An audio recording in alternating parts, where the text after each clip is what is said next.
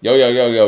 Hold on. We got the. There we go. Gotta make it official. Gotta make it official.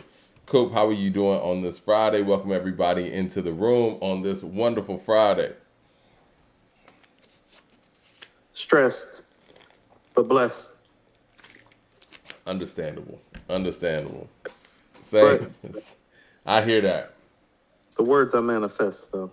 Yeah. Be careful about the things that you say, the words that you manifest. You can't manifest your own destiny with the words that you say.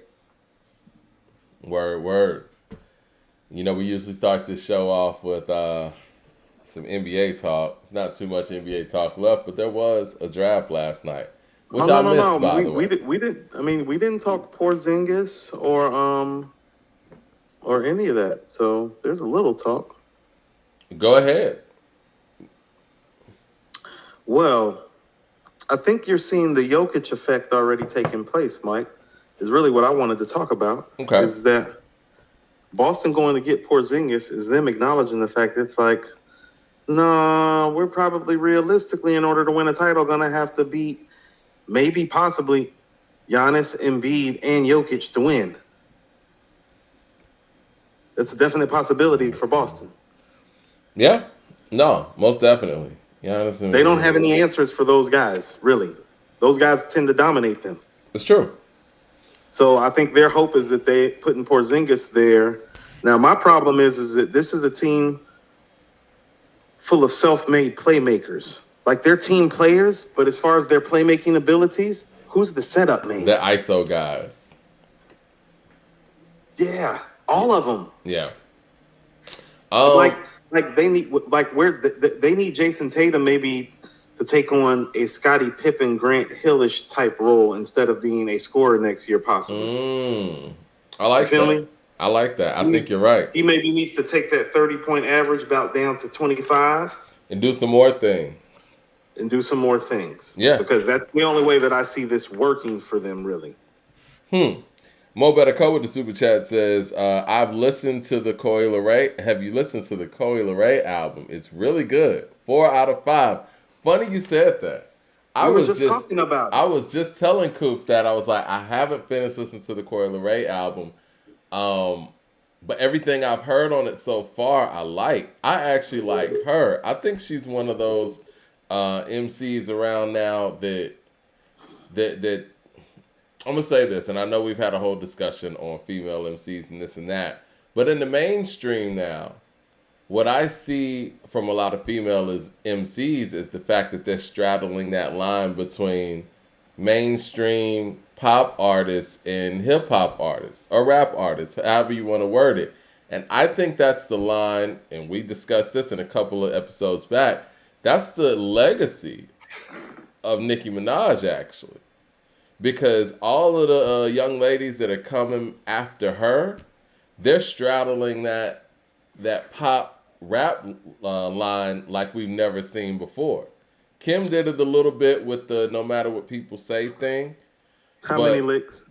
How many licks? And we saw Eve kind of do it a little bit with the Gwen pairing and things like that. And even Gangsta Lovin', even though I know that's Alicia Keys, but that's still blow your mind with Gwen still kind of feels like it's on some rap shit for me though, Mike. You feel like that? I feel like Blow Your Mind is on some rap shit.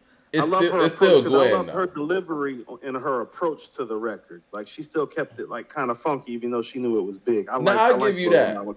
I'll give you that. Even though Gwen's on it, Eve was always rapping. Eve wasn't really singing and harmonizing a lot. But she rapping. All the people that come after Nicki, you can see that outside of Megan, because I don't think Megan really straddles that pop line. Megan be rapping. But I like what Coi Leray's doing. Shit, I even like what Ice Spice is doing, actually. I was listening to a couple of her records the other day. Huh? Ice Spice be going in. She does. Honestly, and if people want to be 100%, because she just released that record with Nicki, the Barbie World thing with the Barbie Girl sample. On both of the songs that I've heard them on together, I think her verses are better than Nicki's, and maybe that's because Nicki's trying to rap like her. She be rapping. Yeah, so she be rapping. So yeah, Coi Leray being 4 out of 5, I don't put it past it. I haven't heard the album yet, but that Players record, I was listening to that yesterday because I saw that the album was going to be released today, and I was listening to like four of the songs that they had released, and obviously Players is out there. But I think Players from a mainstream standpoint, that could possibly be a 2023 song of the year. Maybe not on no quote unquote rap shit, but if we talk about radio play and quality rap record that's on the radio, that's a quality rap record. It's a good song.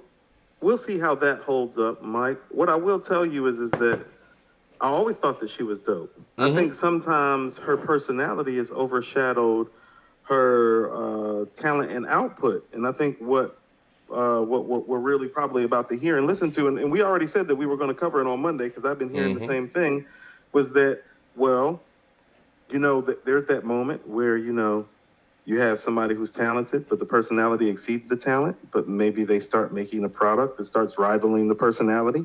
And people maybe need to acknowledge when people do that, because that's a hard pull to do too, because you got to think about it. As a personality, she could make her living in this music not be good. So well, you know what? I don't really know much about her as a personality outside of her being Benzino's I just know daughter. she trends heavy, like with the younger female crowd, Mike, like heavy, like in a social media standpoint, in terms of who people talk about. And so it's like, I'm pretty certain she has a few avenues of bread if the people around her are smart that don't have anything to do with music. You feel what I'm saying? Well, I mean, like she's big enough that she could be eating right now without making this dope record, apparently, that she just made. Yeah, and she's Benzino's daughter too, so she's already connected. You heard what she said? We ain't even got to get into all that. Well, I'm just saying, she actually more talented than Dad. Well, I mean, this is the thing, and this is what I mean by bringing those things up. When you have a parent that's in the industry and you grew up in the industry, you kind of have a leg up on everybody in that sense. You know what I'm saying? Like, you don't look at this thing as some unreachable thing. You know what this is. You know what I'm saying? And I think that she can just clearly go out there and do her thing and not have to try too hard. And it really shows in her records. I like that assessment. She said something along the lines of, she wouldn't do a record with Eminem unless her father said it was cool. And I was like, that's cool. She's a cool person. No, that's what I mean. That's what I'm saying. Like, people get down with, like, who she is. They don't even get down with something. Like, I know. Now, that's the Cardi effect. Really. That's definitely that's the Cardi effect. I know that there are women who follow that woman who don't even really know that she does music like that. That's what I'm saying, Mike. Wow. So she's a personality. Mad Max she's a personality. She's a thing. That's what I'm saying, Mike. She ain't regular out here. She's a whole thing. Like, everybody in the streets know who she is. Mad Max with the super chat says, nah, battle rap community is the Papoose, Remy Ma, Easy, the block captain thing true. Because it is, if it is, that is wild.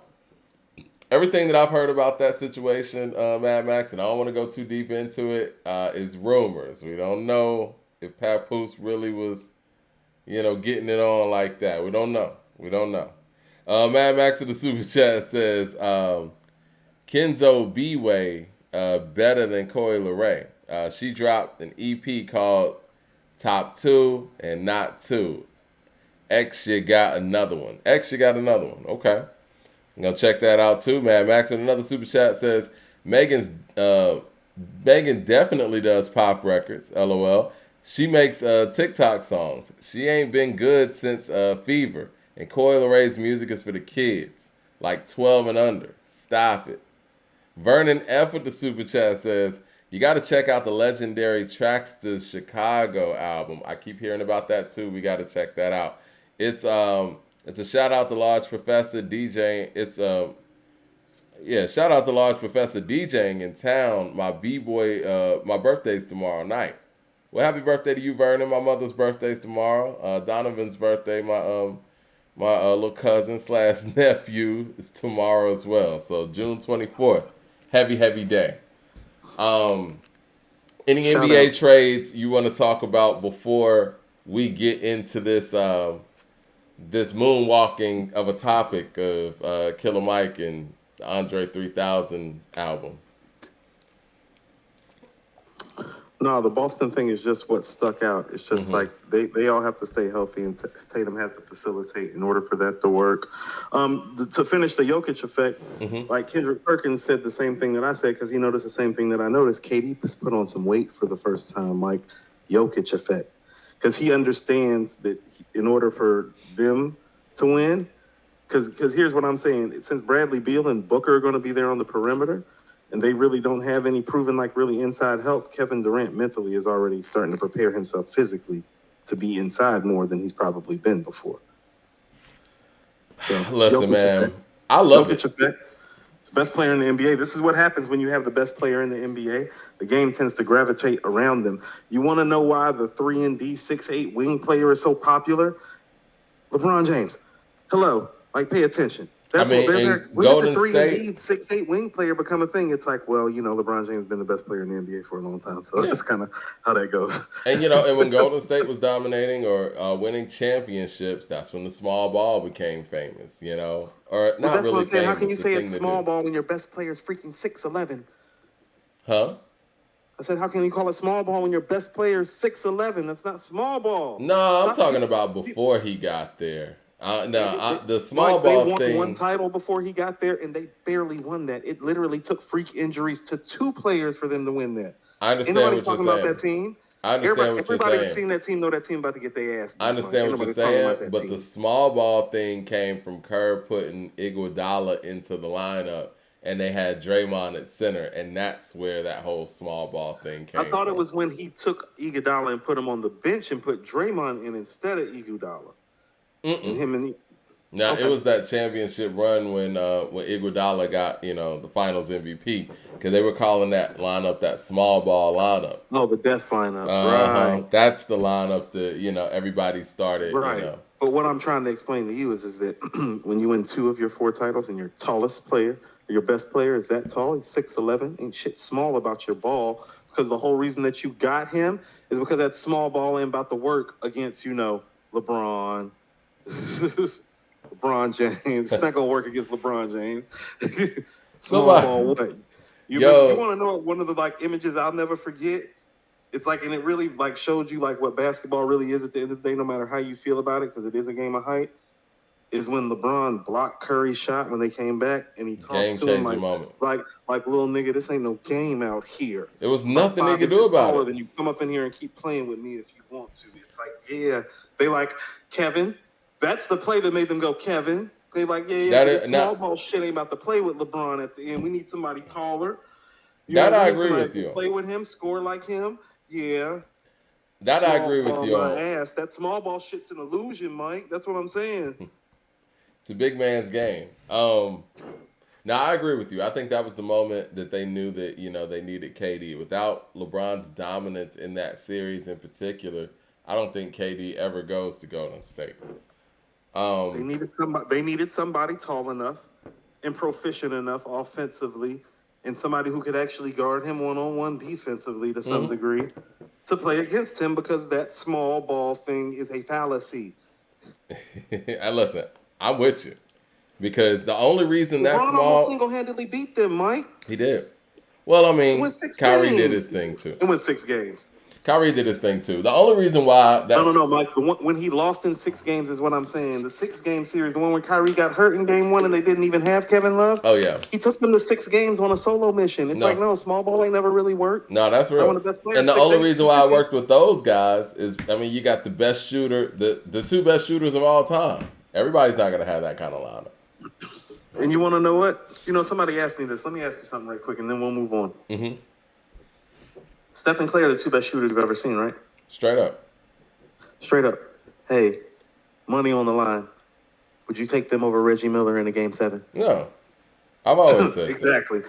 Well, you know how I've even criticized Steph. You want to know how that small ball shit don't work? Reggie Miller 6'7" too. Right. And I've also criticized, Steph in clutch moments on this show. He's nowhere near the clutch player that Reggie is. And not to say Reggie's perfect. He had some choking moments too, but No, I'm just saying, but Reggie Miller also guarded Michael Jordan. You know what I'm saying, one-on-one while he was doing some of these things. Hello. For sure. Mad Max thing, Mike. If he was 6'3", wouldn't be no guarding Mike. No, it's real. Mad Max with the super chat says, Coop, you downplayed the Warriors, but Steph was injured. And it took Kyrie going crazy in front court, getting injured, for Bron to come back in Game 7. Of course, Mad Max had had a I don't want to say an excuse, but a reason why LeBron didn't dominate them. Right. You need to, you know what? We need to get Mad Max a LeBron therapist. He needs to let it go. I'm a Kevin Durant fan, and I know that LeBron James is the second greatest basketball player who ever lived. Mad Max, you need to let it go. Come on, this can be a year of healing for us all. Mad Max, don't fight it. Armand with the super chat, and shout out to Armand. He came out to the Juneteenth A2HH block party, met in person, chopped it up, had some great hip hop discussions. He says, "Peace. It was a pleasure chopping it up with y'all at the event. Now that Michael is getting rave reviews, does Killer Mike crack y'all top 50? Gotta look into that. Because all the Run the Jewels and stuff have to get considered. I mean, we gotta look at our 50 and, and see if it makes sense. Is he getting a lot of critical appraisal because of what you kind of spoke to about him being such a speaker, in which for me, Mike, I was like, well, the speaker in him is a political figure, actually. And so that would make him like a political speaker to a degree. And between that faction of people who know him on that level, as somebody that used to regularly watch Bill Maher's show, you know what I mean, that's seen the political activist side of him go on the media circuit, you know what I mean? Mm-hmm. Like, he comes on there as the rapper, but he don't really talk that much about rap outside of the project dropping for about 30 seconds. You know what I'm saying? Yeah, I mean, I know the Breakfast Club tried to do something different this time where they played some of his music while they were talking to him, but a lot of the times when he's on these shows doing interviews, like you said, he's talking to outlets that don't even play his music, and they're talking about something other than his music. Well, this is the point that I'm making. Well, if he exists in that faction of the world on that level, and then he also exists in a certain world with the Run the Jewels crowd, isn't that where some of this media praise is coming from? Because the way people are talking Feels about like this that's album, it's like I really enjoy this album, and I think it's a great album, and it is album of the year. But like the way people are talking about the album, it's like, oh, whoa, it's like, whoa, you really think it's that? Mike, how do you feel? I'm gonna get to the super chats. We're gonna get into it. CJ Kid with the super chat says, Pimpin' Ken and PK, Pretty Ken, are different. Okay, we got to do our Pimpin' Kid dig too. Mad Max with the super chat says, like you praised Bron for going 6 in 2015, and the next year it took 7 games to beat Steph with a sprained knee. Like you're chatting if Bogut and Iggy are not hurt. B to B. Injuries are part of the game. He was on the court, Max. Isaiah, and when you're on the court, you gotta play, man. I tell people, if not for getting hurt, Isaiah might have 3 rings. If not for Bird stealing the ball, he might have 4. Mike, if was a 5th. Yeah.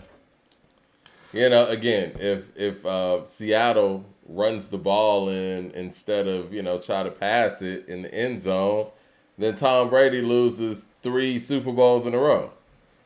After winning 3 in a row. Yeah. Big legacy hit. Yeah, big legacy hit. Like you said, after that makes him 3-3. But then one play. That's way different. Yeah, one play makes it 4-2. You only lost to one team at that point. Think about it. And the 2 losses he had already had came on pretty much what? One play. Yep. Exactly. Yeah. Those could go the other way too. Eli Manning could have went down in that helmet catch. People forget this. Tom Brady played that undefeated season. Mike, he got hurt. He went to the Super Bowl in a walking boot. Yep. That's why they kept sacking him too. Even for his limited mobility, he was even more limited because he was hurt. So it wasn't just that they had played them before. Tom Brady was hurt. He was literally seen walking around New York in a walking boot a few days before the Super Bowl. Never complained about it. And he never brings it up when he talks about the loss. Oh, definitely. And he did what he needed to do. He got the ball in the Moss. Part of the game. Yeah, he got the ball in the Moss in the end zone. And the defense didn't hold up, unfortunately. And you got that play with the helmet catch. If they would have made that sack on Eli, undefeated season, 4 Super Bowl wins in a row. It didn't I go just like want to that. know. It's Well, all this is kind what of I'm ifs saying. that can happen in sports. Well, see, here's what I'm saying with the if. I don't know why 5'8" Tyrone Poole is on 6'5" Plaxico Burress. Does anybody have any reason or rationale defensive wise for the New England Patriots why that happened on it? But Well, anybody? I got another if in that game. If Asante Samuels holds on to that ball and it's an interception, the undefeated Patriots win it all. If. And what, Tom Brady would have one more ring than he already does. Which means he would have he already got more rings than every other franchise. He'd be like up on everybody by like 2 or 3. Well, he would have like 7, right? Does he have 7? That's crazy. He has 7 right now. He has 7 now. He would have 8. He'd have 8. That's like, insane. Look at the Super Bowls and an undefeated season. People like, look at the Super Bowls that he won. I'm like, no, motherfucker. Look at the ones that he lost. Exactly. Because the Eagles Super Bowl, he played his ass off. That's the best playoff performance I've ever seen him play. Mm-hmm. Yeah. The best I ever seen him play was in a loss. Yeah. If we want to talk ifs, so hard. Actually, all 3 of his losses he played well.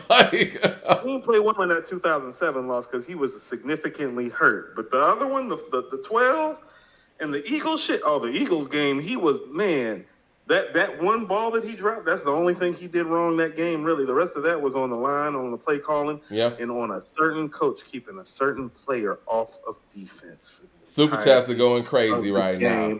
Like a mark. Super chats are going crazy right now. Let me get to them real quick. Smile and Wave with the super chat says, the Pitchfork review of Killer Mike was awful. Can't wait to read it. CJ Kidd with the $20 super chat showing love says, I think the comparisons that they were making was that Dame Dash fought hard for artists and believed that The Rock could succeed doing their own thing. And Pippin Ken had the same ideology for the Attic Crew. Is that true? Said PK. Again, we'll do our deep digs on that because the Attic Crew, they had some successes. I think the Attic Crew was it under Interscope? I don't really know what their label situation was like, actually. We were young because they were first. They came out before Cast, didn't they?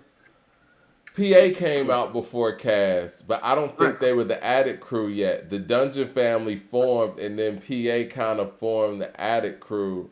But I don't think with that first PA album that came out in '93, I don't think the Attic Crew existed at that point. I could be wrong, though. Double check. CJ Kidd with Super Chat says, I'll link that Pretty Ken / Rico Wade interview that talks about this so you guys can expound and explain his importance in ATL further. Definitely. And I definitely want to get a big interview going on, too. I'm going to work on that this weekend.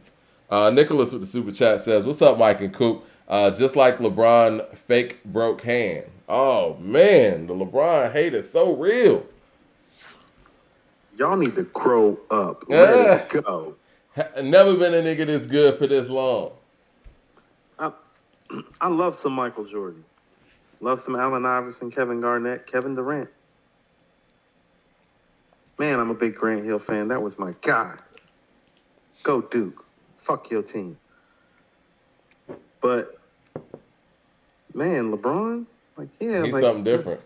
Let that go. You need to let that go. Michael Jordan's the only one in that stratosphere. He passed like magic. He literally drives to the lane like in a slash, like with the size and the speed and the strength that like Karl Malone didn't have.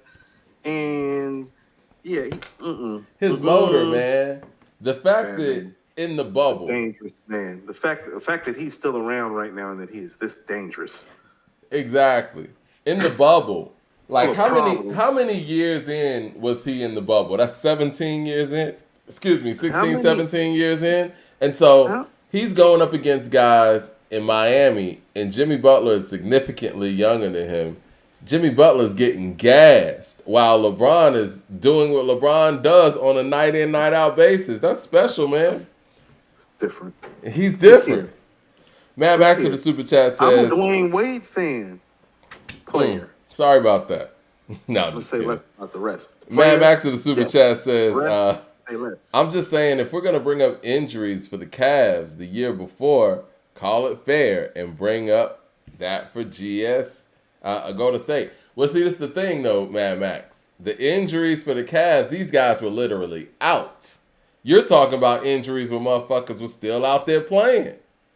There's a difference between being injured and being hurt. You know how it go in sports. If you suited up, you what? You playing, man. All right. Yeah. We're Better talking do more about and people say actually less. being Better out do injured. more. Yeah. You can do more. You can say less. You can sit down. Matt Max with the super chat says people talk like LeBron is Bill Russell or Jordan or something. He gets talked like he is some next winner dude. Played in a weak conference. I'm sorry. Yeah, weak concern finals record proved it. He says weak finals record proved it. Once we saw he was varsity 4-6. I want you to get off my lawn. The Razorhead with the super chat says Deion was a better football player than Brady. Lord, guys, I love Deion. Don't make me do this. Deion is a top 10 player all time. Tom Brady is the greatest football player of all time. Straight up. Next. I mean, how could anybody deny that? Next. Man? Okay, so 7 how many organizations rings? have 7? Explain something to me right quick. Because maybe I struggle with arithmetic sometimes. It is my weaker subject. I was always better at English first, then history, then science, then math and arithmetic and stuff like that. Got A's in that too, though. But Mike, how many NFL organizations have 7 championships again, just so we're clear? It's probably like, shit, is it even, it's like 1 or 2, right? Which ones? It ain't the Cowboys. No. Green Bay doesn't have that. No. Who does? Mike, that's the answer to the question. Yeah, like, come on. So he has 7. So he has 7 rings. And no organization has 7 rings. Including the one that he won 6 with. What kind of conversation are we having again? The NFL has existed for how long? I don't understand it, man. And one man has more rings than an entire organization. I want people to explain to me, and I love I'm Deion. just asking questions. I love Deion. I mean, I'm from Atlanta. I love Deion. Explain to me what Deion has done. Atlanta Deion might have been better than Dallas or San Francisco Deion if you watched him, like that guy. Oh, the guy that was running 4-2 for real on the field. Oh. Explain to me what Deion's done that Tom Brady hasn't done in the NFL. I love Deion. Like I said, he's a top. Yeah, I love Deion. In my opinion. And I don't want that to sound like I'm dissing Deion. I love Deion. And I don't even think he'd be 10, Mike. He'd probably be like 6 or 7 or 8. Like, he's not even like 10 when I say in top 10. It's like, no, I don't put too many people above Deion. Mm-hmm. Like Jerry Rice, Tom Brady. Yeah, Tom Brady's the greatest football player ever. Mad Max with the super chat says, pass like Magic, Coop, never disrespect my team's point guard like that again. Magic's career average in assists is better than LeBron's career best season passing. Give LeBron, James Worthy, and Kareem Abdul-Jabbar. Watch. Yeah, it is what it is. All right. Say less. Let's get to the music. So, Max getting on my nerves. You know what's funny? You don't know nothing. I was telling a friend of mine actually yesterday, and I kind of was joking, but not really. I was like, watch, Andre's going to make like a statement that's going to be, fully press release like he did with Rolling Stone when he made that press release about the Dondaverse, where he made it clear that he wasn't dissing Drake or whatever. I was like, watch, he's going to make a statement written up by his PR people, and they're going to send it to Rolling Stone and say, Andre doesn't have a solo album coming. Well, they did one better. That same day, honestly, I didn't think it was going to happen this fast, but I figured it was going to happen sometime next week or whatever. But that same day, Killer Mike doesn't just tweet and say, you know what, album's not coming, blah, blah, blah. They make a full statement. Let me actually read the statement. I'll start there. Yeah, no blonde wigs for me. I mean, not wearing any blonde wigs? No turbans. Listen, that's how confident I was. This comes from black on black, no spall. Right. Go ahead. Sorry. This comes from Hip Hop DX. It says the Run the Jewels rapper sat down for an interview with V103 in Atlanta and said comments that he made on Sway in the Morning on Wednesday June 21st were blown way out of proportion and that 3 Stacks did not have an album coming. I was stoned out of my mind, playing, teasing with y'all. Mike said at the 7-minute mark below, talking about the interview that is pictured below, says, y'all done took a joke too seriously. But you know, Andre 3000's always making music. He's never not making music, so I got a chance to hear a lot of cool stuff. If you want to hear Dre, though, I know where you can. It's this album called Michael that's out right now. There's a Dre, Future, and Killer Mike. Insert shameless plug. What say you about this? I have a lot to say about this. Obviously. You want to know what, Mike? Unlike you, when I'm right, which is most of the time, when you're right, I'm actually just going to give you the floor and let you have this one. Go ahead and speak. I want to hear you speak first about these very problematic things. Well, I want to start here. Didn't Andre do a verse on "Walk It Out"? Right? Yeah. Need to do the remix of that. It's called "Walk It Back." Walk it. Because he had Killer Mike walk this back so fast. Now walk it back. Walk it back. Okay, this is where I'm gonna start. I want to start from the bottom here. He starts with, he ends, excuse me, with, I know. Start at the bottom? Yeah. Oh, no. Start in the middle of some shit. I know where you can hear this out. I know where you can hear this album called Michael that's out right now. There's Dre, Future, and Killer Mike. So, to end in that way makes me feel like this was said for attention. To add, to bring attention to the song and to promote the album. I think I told you this in the studio. I was like, these notions of a Dre solo album have become the detox for the Dungeon family. And I've always been very vocal in the fact that I don't feel like the detox ever existed. The detox was here to keep us interested in whatever Aftermath was rolling out. Like when 50 came out with Get Rich or Die Trying, it's like, oh man, he used beats from the detox. They're going to put them on there. Same thing with the documentary. Oh man, he took beats from the detox, put them on there. The detox is this mythical album to keep us interested in whatever they got going on. And by the time the Dre Beats came out, which was the ultimate play, no more detox talk. And good for them. That was very smart. They found a way to keep people interested in Dr. Dre.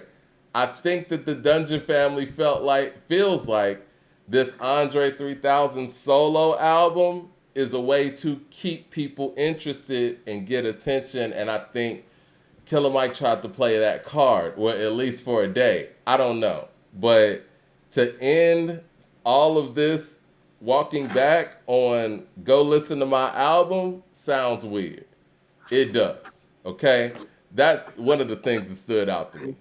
The other thing that stood out to me, I'll jump back up.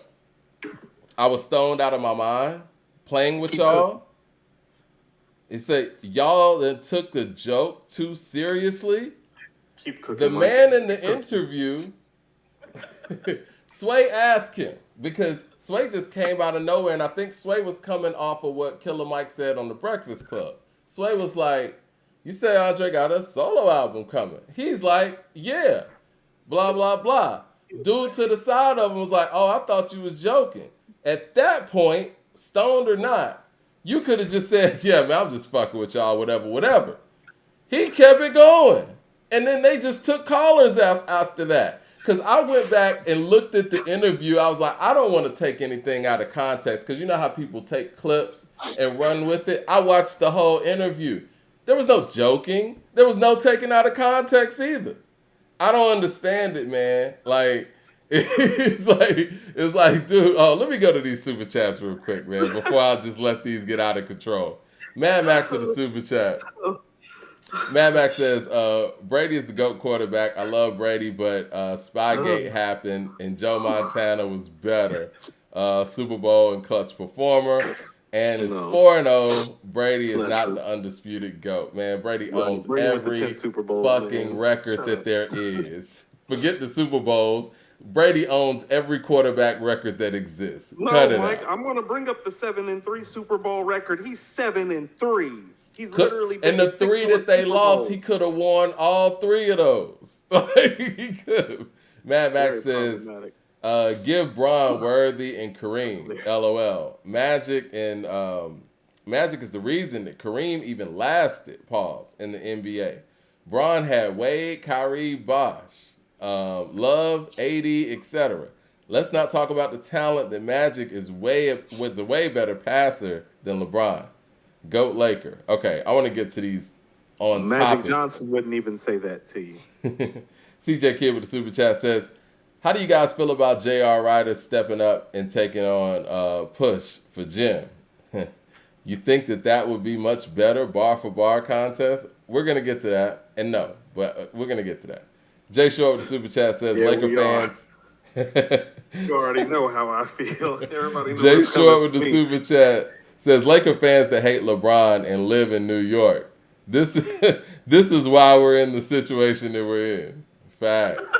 Raising Yoda with the super chat Great. says, "How y'all feel about Billboard reporting that there are no #1 hip hop / rap albums or songs this year?" I think hip hop's responding to that because we're about to have 2 #1s in a row. I think Young Thug as well. Alexa, play Player Hater by Biggie Smalls. Mad Max with the super chat says, "Why are we talking about Andre? He's the most privileged rapper in hip hop history.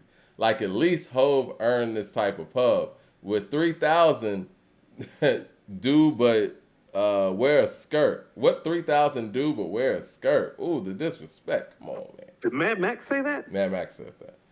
Mad Max, it has been said that a dead clock is still right twice a day.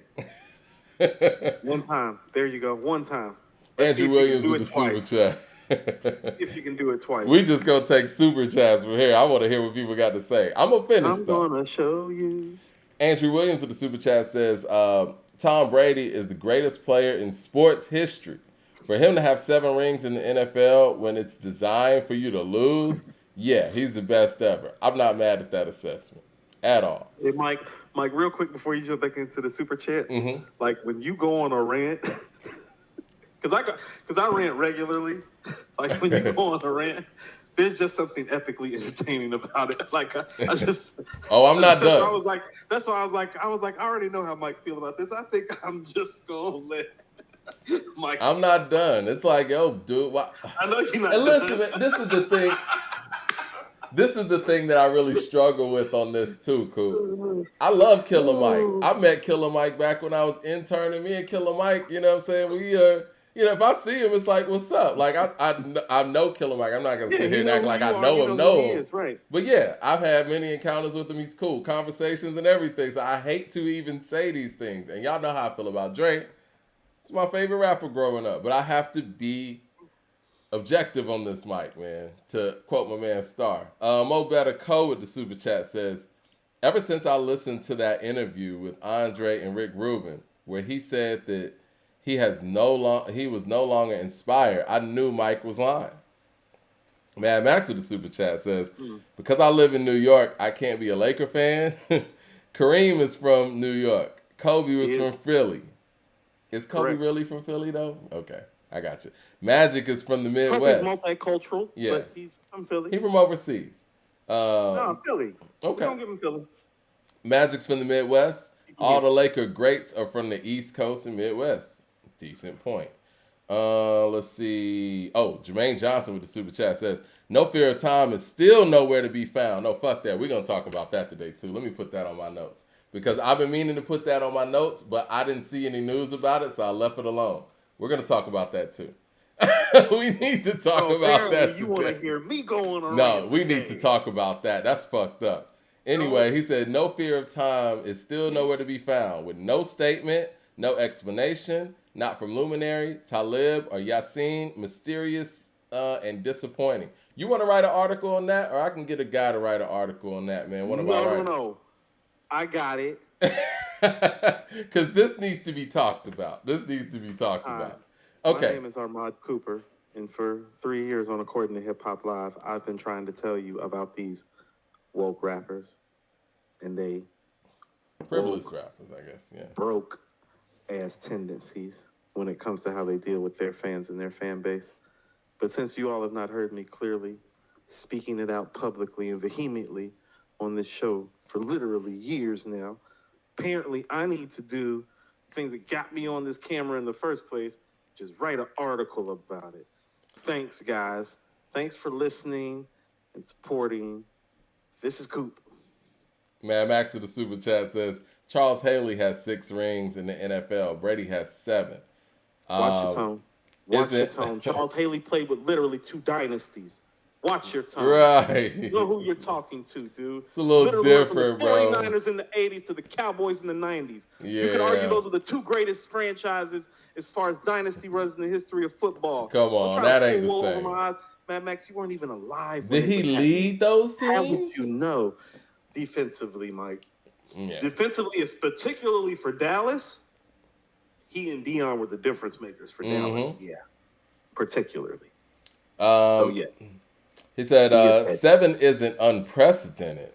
Plus, yeah, Brady is 7-3. Joe is 4-0. Never lost. Brady's first 3 chips was Spygate.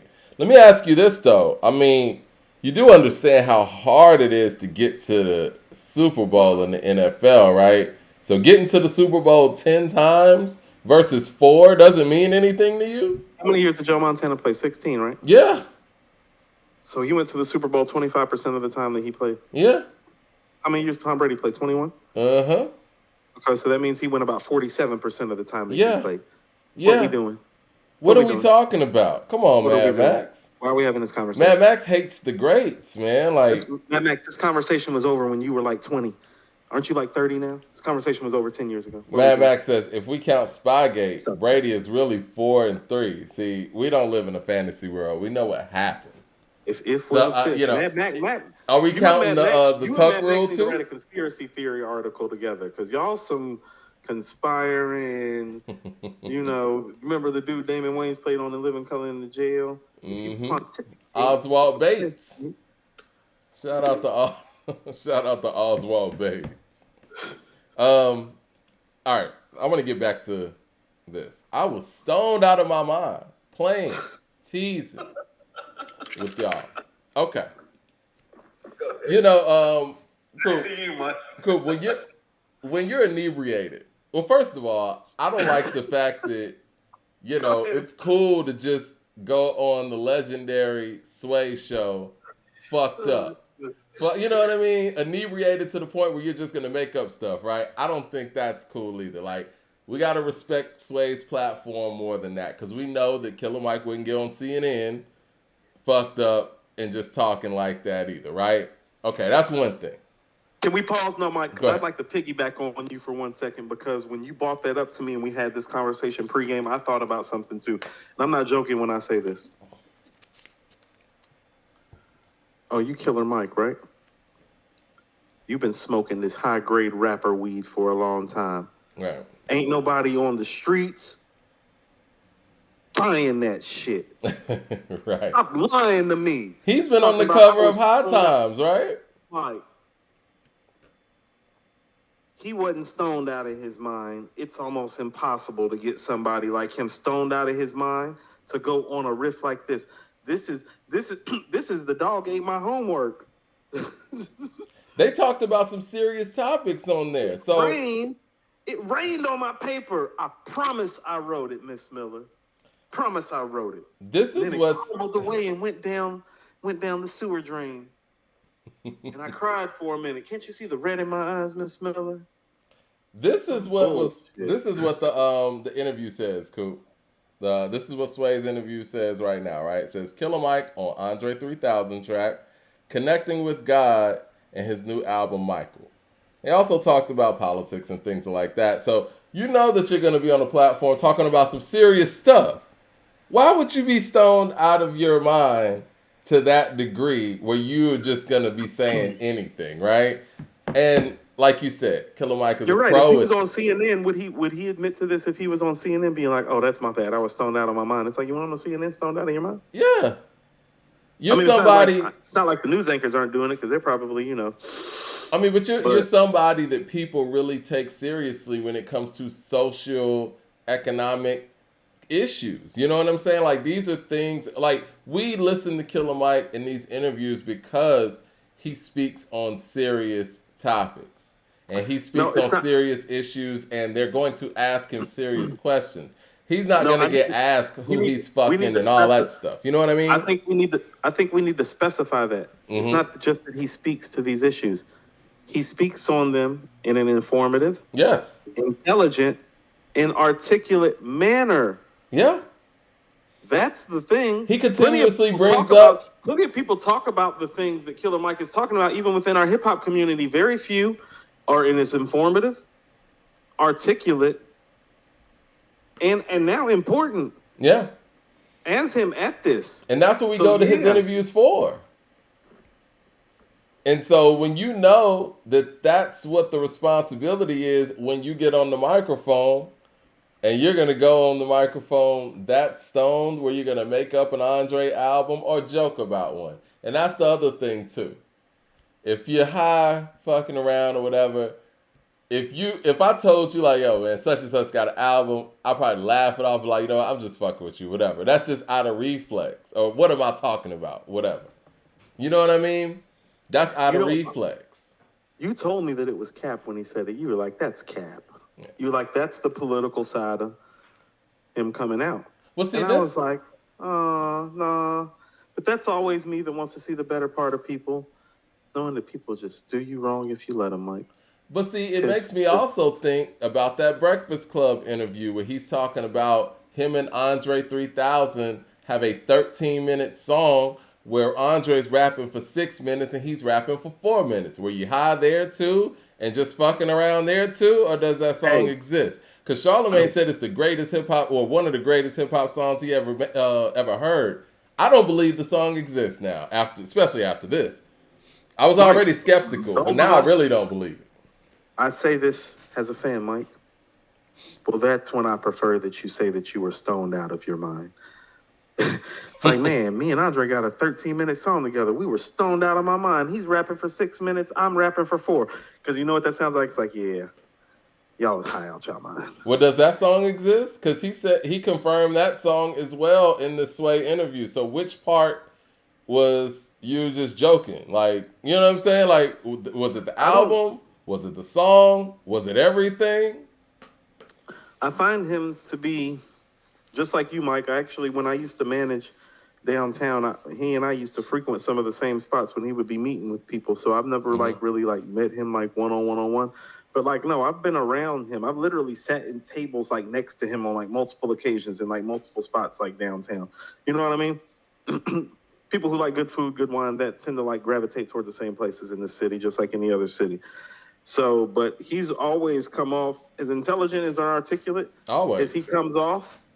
Oh, he really is that. Yeah. It's and not so a that's why I take the whole okay, so here's the core of it. Mm-hmm. And I'm gonna keep on like saying it so people get it. It goes back to that veil of consciousness that W.E.B. Du Bois talks about in The Souls of Black Folks, where a black man here in America has to live a dual life.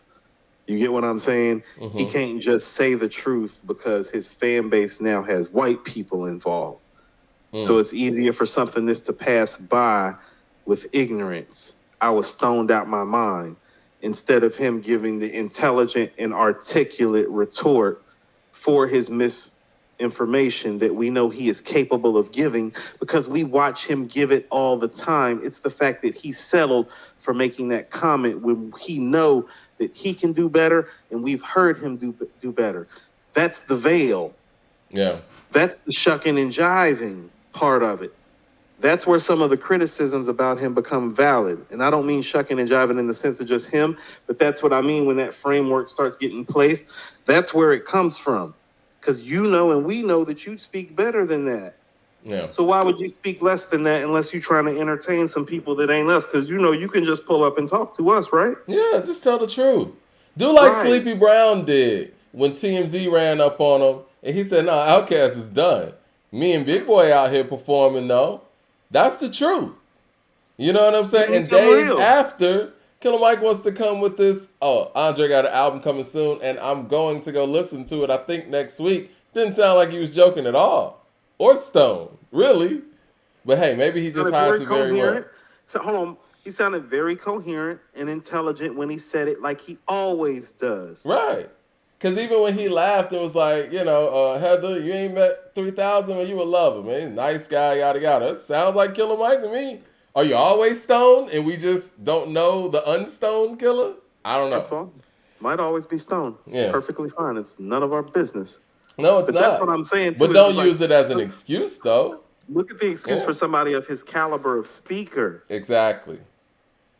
Like, Yeah. think about the caliber of speaker that he is. Like, take the MC out of it. That's why I'm saying let's look at him as a black man. How about this? The black man and community organizer and businessman that he calls himself on this album that Yeah. literally bears his name.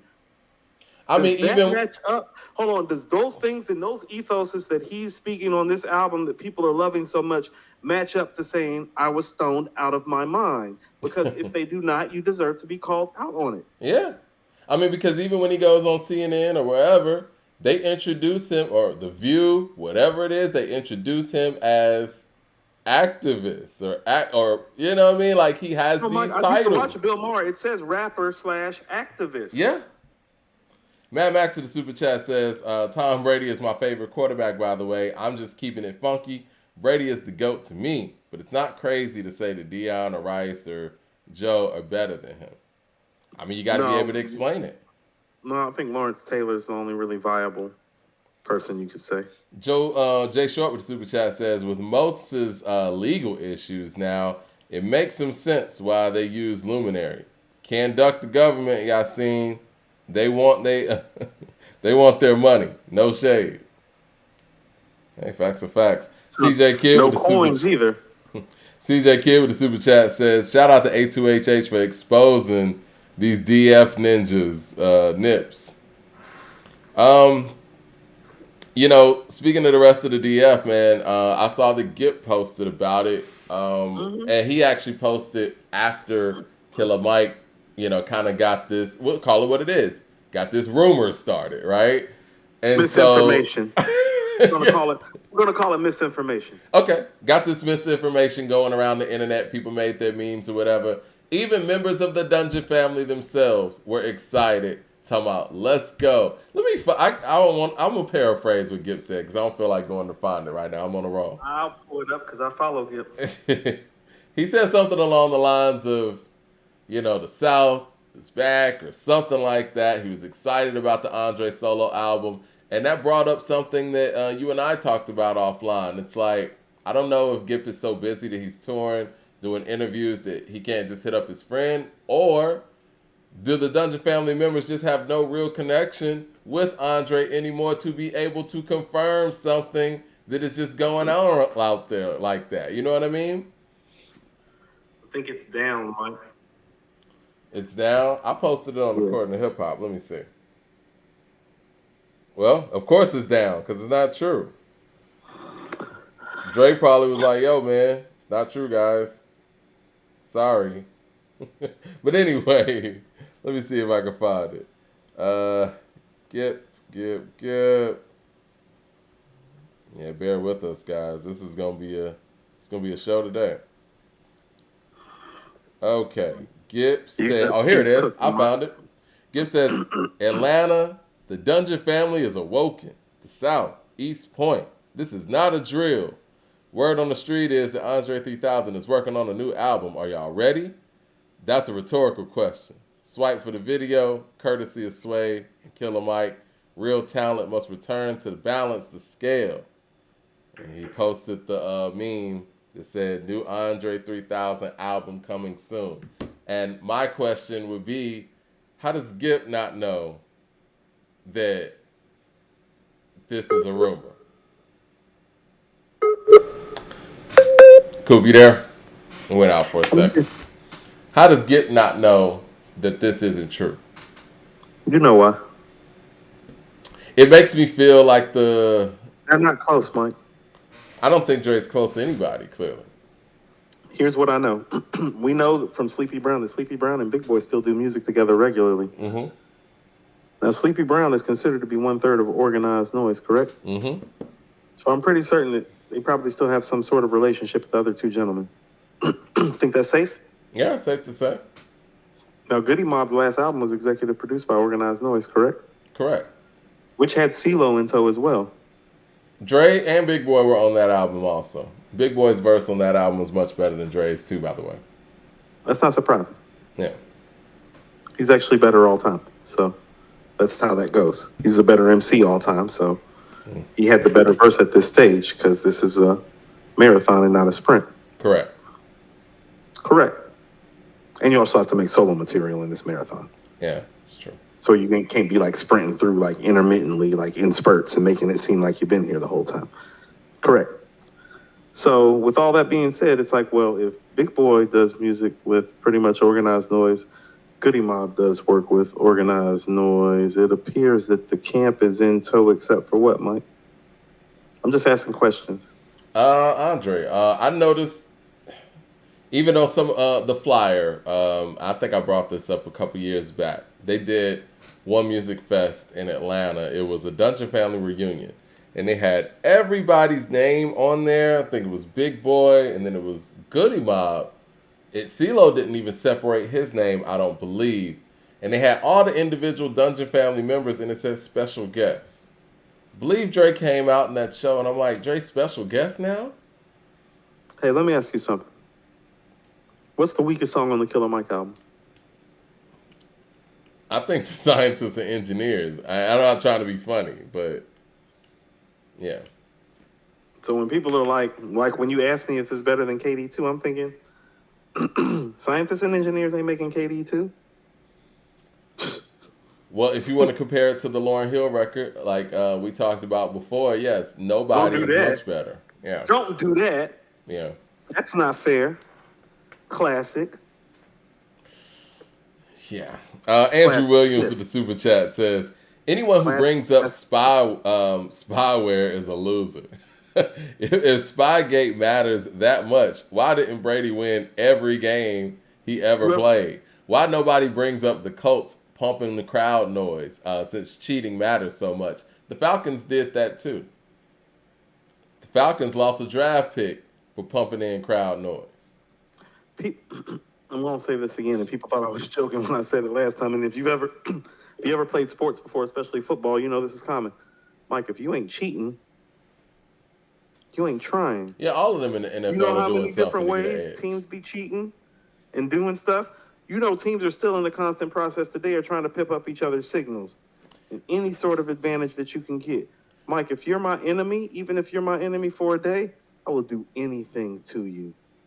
Like, but see, if your auntie has a hip condition and she flew across the country to see you that day, and I run into her in the arena and I know her sliding down a flight of stairs might alter your mental psyche enough so that when I see That's you a on the bit field, much. you are thinking about your auntie.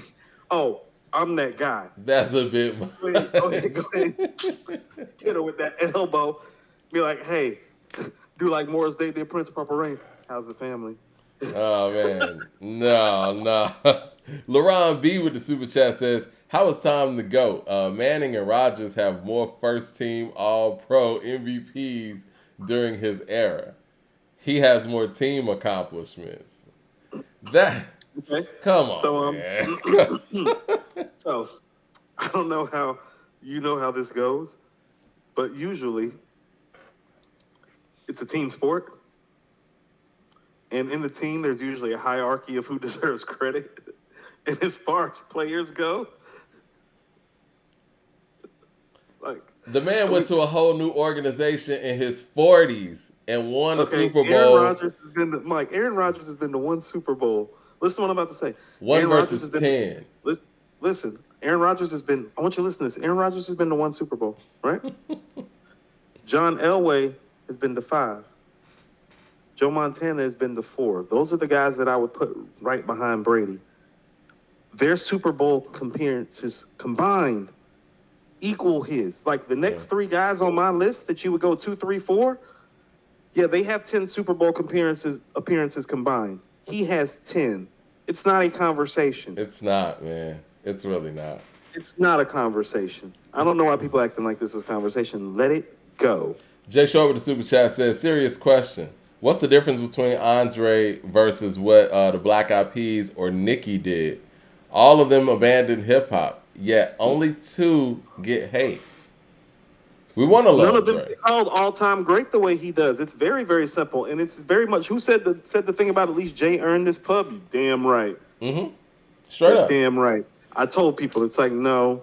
When he was on Volume 2 and he was like from dropping some of the hottest verses rappers ever heard, it's like no, that was already true in '98 when he was saying that. He earned the right to say that. It's true. And I left Dre off of my privileged rappers list Go ahead and out slide of him up there. respect. But now, man, this is getting crazy, man. Hey, you want to know how bad it is, Mike? I told you I follow Gip. I think this is the first time I can remember Gip deleting something, Mike. I mean, I don't like that at all. I don't like this at all, man. It made everybody look crazy. Now, Now granted, it don't feel good. Now it don't feel I knew what it was. You know what I'm saying? Like I'm not. I believe it when I see it when it comes to this individual. The Atlanta in me don't like it about the representation to the broader masses. You know. Do you think? Like, Let I me feel ask like you if this, he was Coop. gonna- like I don't like. I don't like. Let me ask you like this, Coop. Do you think what he said was true and he misspoke, or do you think that it just was not true at all? I think I don't like quick plug talk. You know what I'm saying? She was telling me, somebody was telling her on the team, like, when somebody on the outside can spot your weakness, you're even weaker than you imagine. Paraphrasing when I'm saying that. And so I don't like the weakness of it because I was raised here. And these are the guys that made me believe in hip hop. Yeah, straight up. Like, these are the guys that made me believe, Mike, that I could actually rap. And so it's like, so the feeling is like, it's more personalized and it's different because of that, unfortunately. You know what I'm saying? So it's like, oh, well, there's some bias in play in terms of this, with this crew and it being like this. Oh, hell yeah, because I believe that I could do this because I watched them do it and do it very, very fucking well. They set the tone. They mean set a lot. the tone, they set the standard. So like when you were standard bearers, when you were tone setters, when you were cultural trendsetters in this environment, when you were legends, when you were legendary, and I am literally getting this talk from a young lady who is overseas with fucking Nas and Wu-Tang Clan, who have been around just as long as these guys, and it appears to be together and closer. There's footage, the plug posted footage of Nas doing fucking ghost ad-libs, Mike. It make you go crazy to see some shit like that. That's love. He came out and was Ghost hype man. He's not even part of Wu-Tang Clan. That's love. He's the greatest rapper of all time. He is coming out and hyping up Ghostface Killah, your favorite rapper. So when I'm seeing like this shit go on down here, and I'm like seeing that shit over there, and the plug telling me like how, I don't like that, Mike. I told you, like, plug pulled up on me. She's like, yeah, we chilling with Master Killer right now. And I'm like, and that's how the fuck it's supposed to be. I also saw on Gip's page too, and it was something very interesting. You and I had spoken about something along these lines a couple of weeks ago. He posted a tweet that somebody made about the notion that Hulu needs to have a Dungeon Family series similar to the Wu-Tang series. Do you know what you need in order for that to happen? That's what I was going to say. I was going to say, listen, the thing is, whether they want to admit it or not, their key guy and their most notable individual. I told you, Mike, it's costing them millions and millions. Yeah, the guy. Millions and millions. Whether they want to admit it or not, the guy that basically makes let's just say this, makes the populace care about that talented collective, does not give a fuck. He doesn't. And the difference between them and the Wu-Tang, even though Method Man has everything in the world going on, he's still there for Wu-Tang, and he don't have to be. He's really out here doing some acting. He has every excuse in the world to not be linked in with the Wu. But it's about the Wu because the Wu is what made him Method Man in the first fucking place. And he never has gone away from that. And I hate to say it, I love the Dungeon Family. Them and Wu-Tang are my two favorite crews, hands down. But we're never going to get that type of notoriety when you have one guy who doesn't really, well, not one guy, just one guy, the main guy who doesn't really care about the legacy of not only Outkast or the Dungeon Family. He doesn't care. CeeLo and Big Boy can only do so much. I'm going to say this again, and I don't think people understand me in the gravity of this. Nas came out to be Ghostface Killer and Chef Raekwon's hype man. Yeah. But Andre, we don't even, like when a Big Boy album drops, we don't even expect an Andre verse. Nas is out here shouting out Cormega on his Instagram. And AZ. Yeah, and AZ when they're dropping albums. He doesn't have to do any of that stuff. Literally putting their whole albums up on his social media page for the day that those album drops and telling his fan base to go out and support their stuff. Correct. Andre's a walking viral moment. If he would just do or somebody catch him with a flute and he tell them to go check out what Big Boy got going on, that'll make a world of difference. Look what the Glorious track did for Cormega's buzz. Yeah. At this stage in his career. Yeah. Mo Better Code with the super chat says, what would an Outkast album sound like? If that it ain't was the point. Is that if it was Big Boy and CeeLo instead of Big Boy and Dre? We're too late for that. That ain't the point. I'm talking about the support. Yeah. We're too late for that. We talking about the team really being a team still. I don't think people is like understanding. This isn't like a Dre attack. This is like no. Real talk. You want to do your own thing, but do you understand that just you showing up sometime? And you know what? Listen, Mike, millions, like generational wealth even changed and being elevated further just by your presence. Like if you would just commit to showing up for the team in some sort of shape, form, or fashion, let's say 5 to 7 times a year. That's too much to ask. Look at what y'all built. Like y'all made all of us believe it don't feel right, Mike. To answer Mo Better Code's question, I'm thinking somewhere along the lines of In Due Time. I could see Big Boy and CeeLo sounding like that as a collective. But to get back on that other topic, man, I have a problem with the fact that even ain't about music. Whether Killer Mike, well, let me say this. Let me give my opinion here. I don't think Killer Mike was stoned out of his mind. I think he may have misspoke because he heard some songs or whatever. But I think there is a problem that he clearly caught pressure to walk this back within 24 hours. And why is that? Who called you and told you to walk this back? You know what I'm saying? Like, even if you here for the crew and that's not the truth and that's not all the way the truth, let this man ride with this for a second so he can promote his album. That's clearly what he was trying to do, right?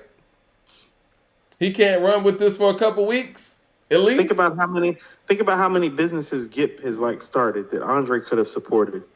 Like just him showing up for one of these events that Gip does, like, you know what I mean, where he goes and flies out. One time, like just being him be able to say, my brother Andre, like Mike, he could literally say it the day of somewhere, and it would change the atmosphere and the level of it for his brother. Yeah, they respect his journey. Like when people see me, they be like, "Yo, Coop, like why I don't ever see you like in your stuff anymore? Like you rock this Black Dad Gang stuff all the time." I'm like this is my brother's clothing line. Mm-hmm. Like, this is my brother's shit. You know what I'm saying? Like, what are you talking to me about? Like, why I don't wear like all this other this? I'm like, this is my brother's shit. You understand what I'm saying? Right.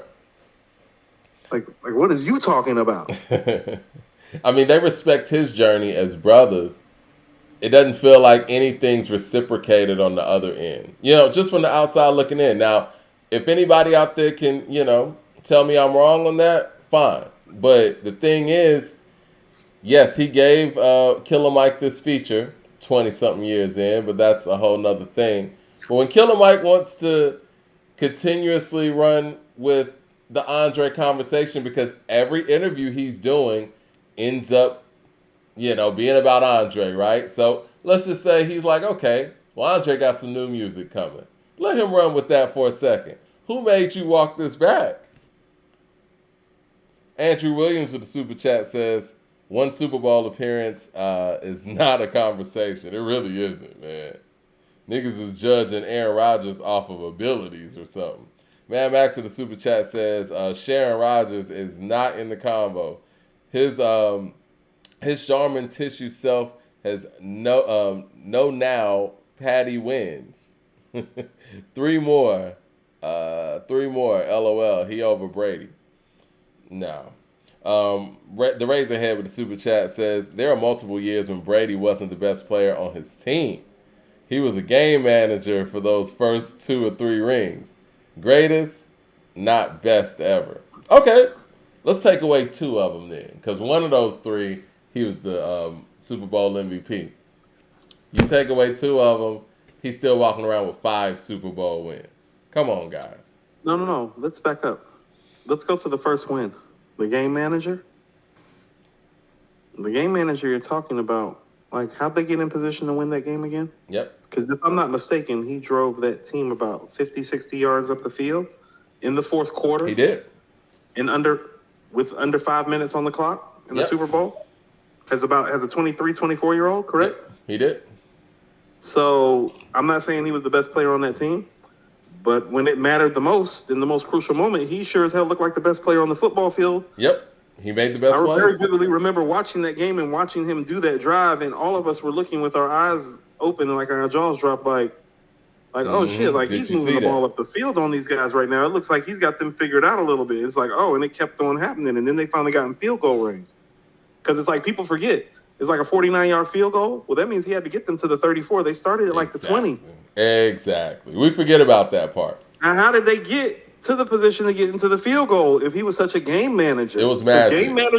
Game managers don't drive the ball 50, 60 yards in the fourth quarter of Super Bowls with the game on the line. I'm sorry. And he proved over time that he was way more than that. So obviously that wasn't what it was.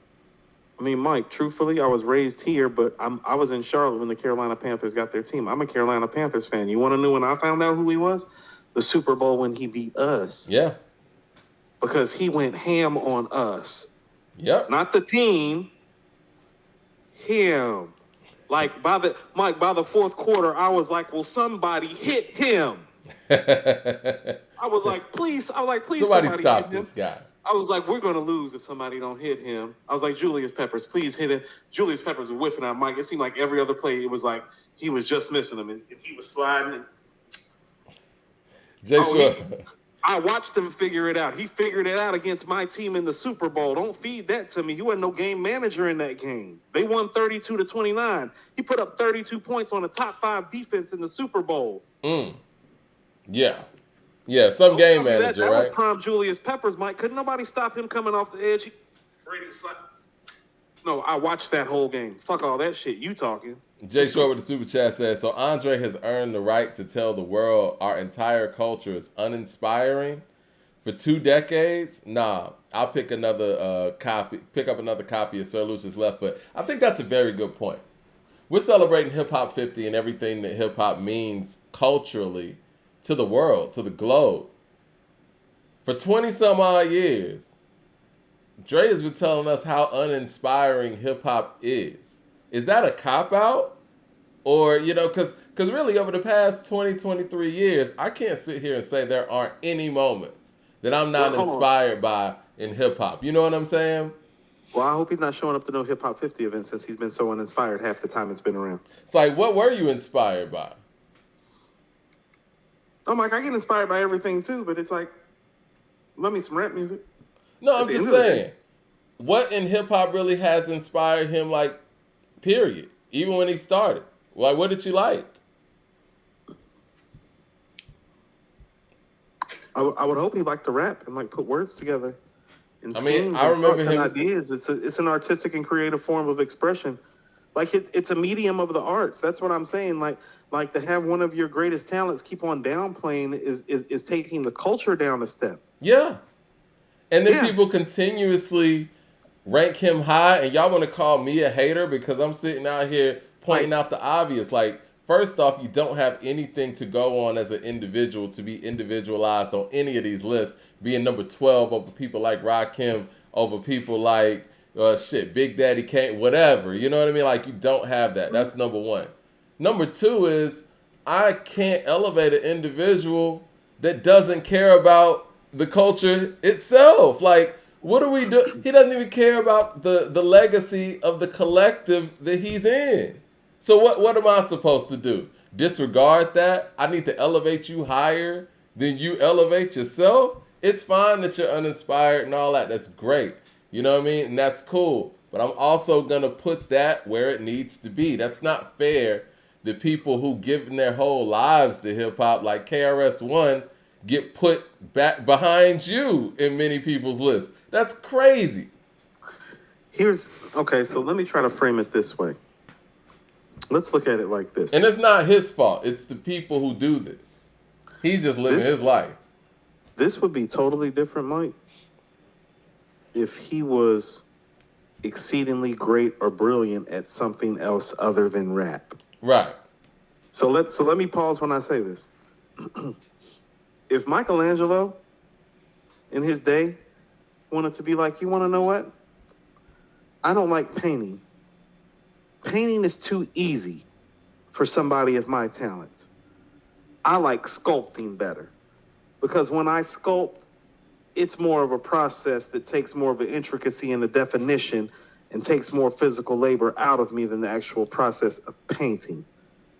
Well, Michelangelo gets to say that because Michelangelo made David. So he has a piece of work outside of the main medium in the original medium that he's known for, which is painting, that says, oh, this guy's a real genius.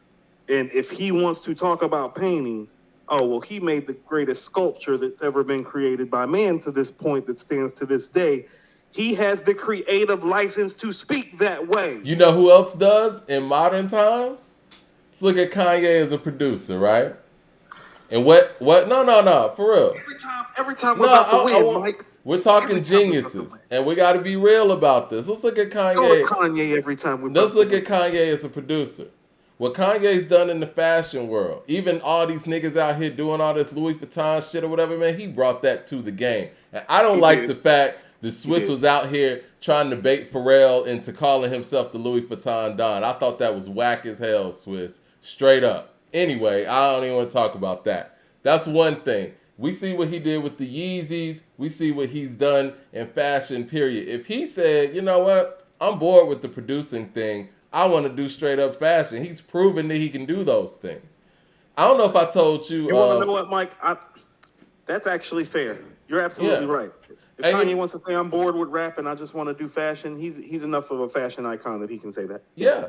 And, you know, I don't know if I told you this. I was talking to like he's not Michelangelo's level, like as an artist. But I'm trying to bring it into modern times. The 10 greatest painters ever, and he's the best sculptor ever. Like Kanye, not that. I don't know if I told you this. I was talking to Magbad, one of the founders of Rap Genius and whatnot, and he told me that Kanye just basically came out with a layout for what their site and all that stuff looks like. He didn't even want to be invested in it or anything.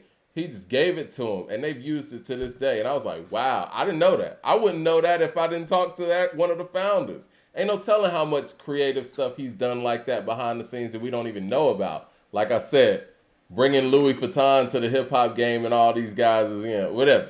But he has shown that he can excel in things outside of being a producer. He was able to be an artist. And you're right, Dre doesn't have that. But he acts like that. Like, okay, you bored with rap, but rap is the best thing that you do, that we see. How about this? It would be different. Mike, how about this? Do you know how many polls that I see? And it's funny, I think According to Hip Hop has a lot to do with this, and shout out to you. I don't remember seeing this many polls about, well, what better 3 album runs and this, that, and the other till According to Hip Hop started doing these polls that I see everywhere now. But that's neither here nor there. But I'll see polls all the time now. Who had the best 3 album run? And they'll pull up Scarface, Ghostface, Nas, Jay, Ice Cube, KRS-One. Like, you know what I mean? There are all these guys to choose from. You know who's never in any of those best of conversations when it actually goes down to actually talking about the material output? It's him.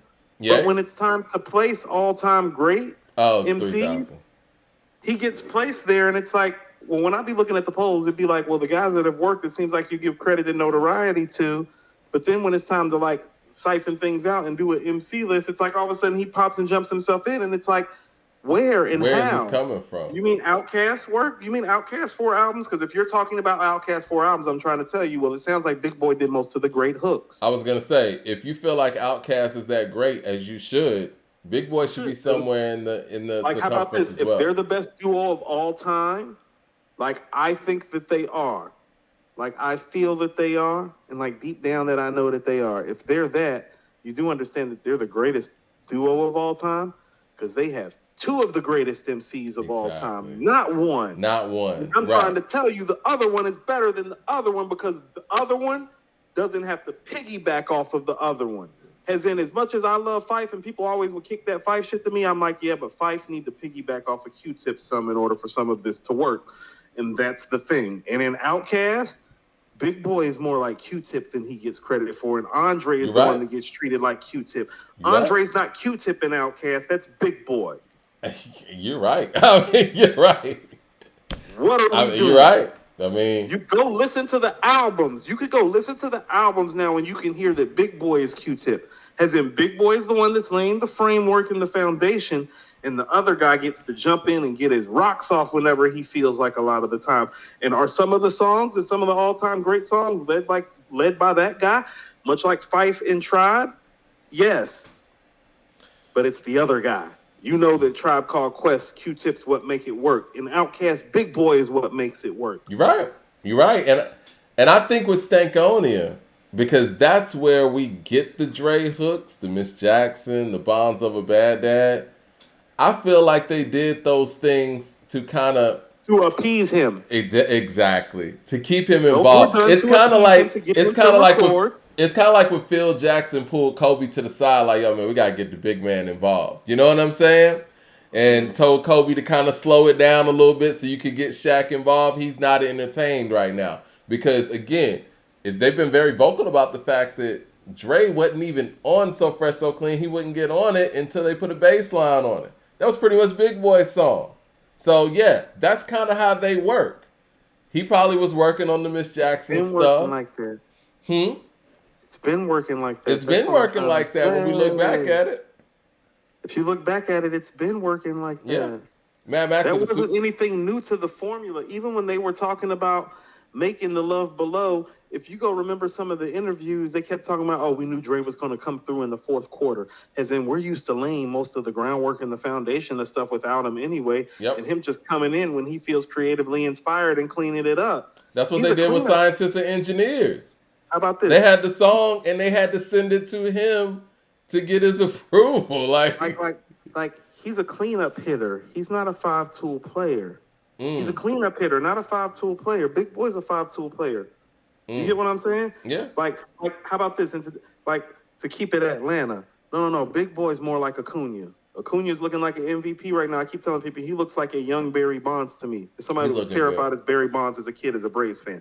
You understand this dude's batting .330 with over 30 stolen bases right now. That's young Barry Bonds stuff.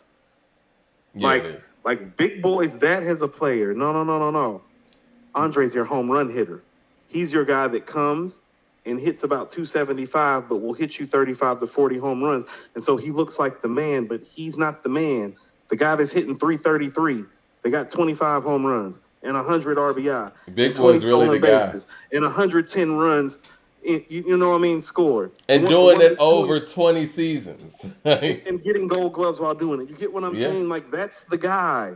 Not the other guy that, like, hit fucking 40 home runs for, like, 5 to 7 years. Like, that's not the guy. Like, let's take steroids out.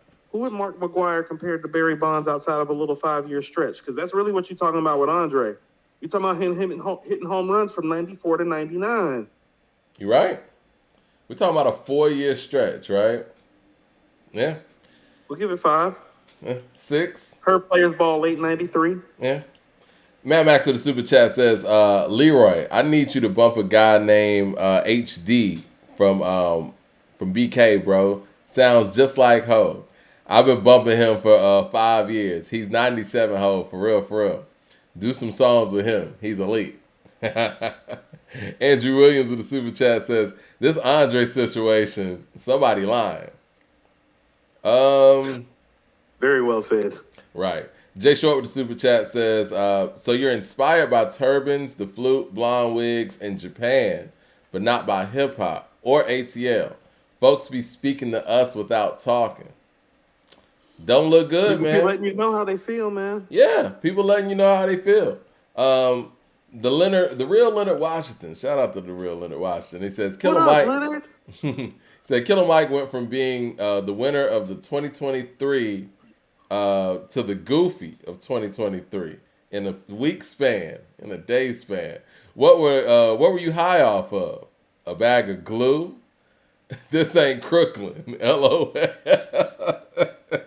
Hey, look, hold on. You want to know what? We're having I want fun to say today. I shout love out. this. Hold on, shout out to the real Leonard Washington. You have been down with us from day one, brother. We Yeah, I love the appreciate real your Leonard support. Washington. Yeah, he be keeping it real with me. Like Leonard will pull up on me and be like, "Hey, Coop," he's like, "I'm just gonna tell you straight up and down, like a man. I don't like what you said, and I don't appreciate it." I'd be like, "Yo, Leonard," be like, "I feel you, bro. I'm gonna work on it. We gonna circulate." Yeah, but I get down with Leonard. Thank you for your support. Is this Jarv? Jarv says somebody said 3 Stacks is afraid of the solo pressure. Well, see, that's the thing, guys. If that's the truth, then he's really disqualified because it takes something different to be a solo artist. This is what I kind of correlated to, right? And correct me if I'm wrong here. I feel like in hip hop, being in a group is like playing college ball. But when you get to the NBA, this is you on a solo mission now. You don't have that system anymore. You don't have that comfortability of we're going to be sharing the ball. This is a cohesive thing. You got other people to lean on.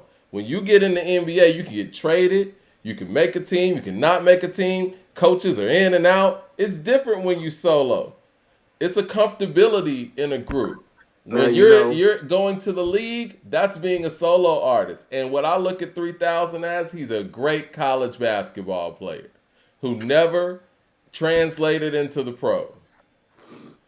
So let's bring all things full circle a little bit. So everybody that watches us knows I'm a tennis fan. Mm-hmm. So what I equate it to, Mike, is that, well, doubles tennis. Yeah.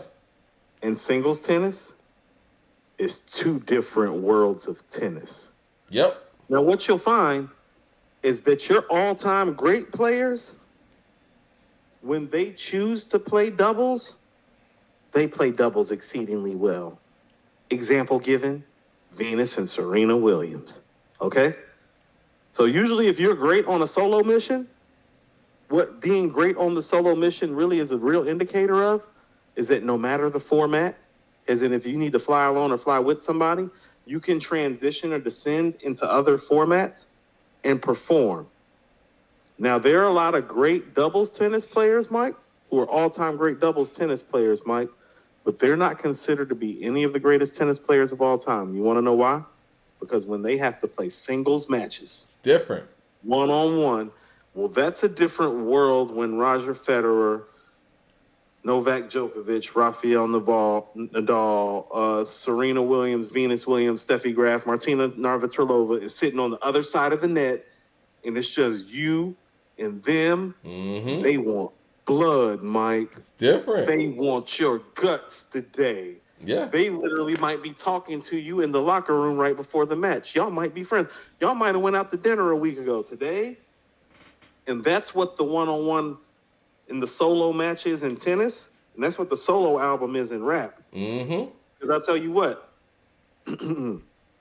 like, let's have this talk. Nas is the greatest MC of all time, right? Yeah. How many times is AZ stunted in a group format on Nas? A few times. It happens. Because AZ in a group format, oh, he's stellar. On the Firm album, he sounds the best. AZ's the star of the Firm album. You understand that, right? Like, there's Phone Tap. I'm gonna go back and listen. But the bar work is AZ on the Firm album. Because in that setting, affirmative action, no. On the back and forth, on the doubles with Nas, oh yeah, no. Now ask Nas to fly solo, ask AZ to fly solo, respectfully. Yeah. You see the difference? It's different. Because here's the thing. Name how many AZ albums are better than KD3? I mean, I would say Maybe Do or Die. Maybe. Maybe. And that's his debut, and I think that's his best. I mean, Asiatic is held very high, and so is Pieces of a Man. But I love Asiatic. Asiatic's not fucking with KD3. I'm sorry. Yeah, no, I agree with you. And Pieces of a Man is a dope album too. But it's not different, man. You know, I feel like this. That's what I mean. And this is no respect to A. A is somebody that can get a whole deal off of doing the only guest verse on Illmatic because he's talented as he's a great artist. Format. And he can even make Do or Die and Do or Die 2 and Pieces of a Man and Asiatic. Those 4 albums are all great to me. Yeah. But go put his 5 best albums up against Nas' best albums and then go talk to me about, well, he stunted on him on this verse. It's like, don't nobody care about that shit. Well, you know what? One of my favorite rappers, again, actually my first favorite rapper, Method Man. Look at how he operates within a group confine. How he is with Wu-Tang, how he is with Redman, how he is on Shadowboxing, how he is on Ice Cream. You know who he is, Mike? He's Magic Johnson. Yeah. He's Magic Johnson. But see, he gets criticized. Mike, he's the best team player you ever seen. You give him some ballers. Yeah. You put him on a floor full of ballers. He looks like the best player on the court. He's the best guy out there. Yep. He's the best team player. Yeah. He's like, oh, who chamber you need me to get into? He's the best team player ever. But when he's by himself, he's still great. But it's a level down. It's different. You know what I'm saying? And even with that being said, he still has a "I'll Be There for You" and a "Bring the Pain" in his catalog. This guy has nothing, and y'all want to sit here and put him over folks like Method Man? People be putting him over Method Man. It's crazy. It's insane. He is the best team player ever in the history of rap. It's insane. Jay Short with the super chat says, Dre is a great rapper, but I look at Dre no different than a Kid Rock or these politicians. Dude is using black culture for a come up and having disdain for it at the same time. I think he should address that, actually, because it does feel like that, especially to somebody from the city. Leroy Green with the $20 super chat showing love. He says, Coop, I literally just got out of the booth making a song called Renaissance Man about painting, sculpturing, architecture, etc. The chances of an MC from this era writing this is like 1%. And that's not my opinion. That's just from the head. I love it. Leroy, you keep trying me, I'm going to come outside and see about you. Keep on trying me, Leroy. Leroy Green with another super chat says, I say that to say, I don't have to agree with Andre and other opinions of this era, but I understand.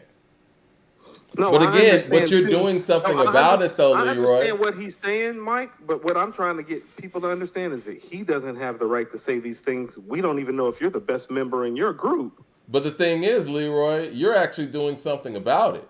It's like, okay, if things are so uninspiring in that way, change it. You've inspired a whole city, a whole era. It was a whole bunch of people running around, a whole region. Yeah. The region. You've inspired Kendrick Lamar clearly. You know what I'm saying? It's succinct to us, Mike. Like, it's succinct to us, like in Atlanta and being raised here. But no, the region, Mike. Yeah. They changed things in the region. Yeah. They were the first group we took around. Has Andre ever written for anybody at least? Because I think most of the people... He wrote Millionaire for Khalees. That's why he's doing the verse. I'm talking about rappers. Oh, stop that. I'm talking about rappers because... You can't rap for Mike. I mean, I'm pretty certain that the Dungeon family did a lot of collaborative stuff, so I'm pretty certain he helped with some things.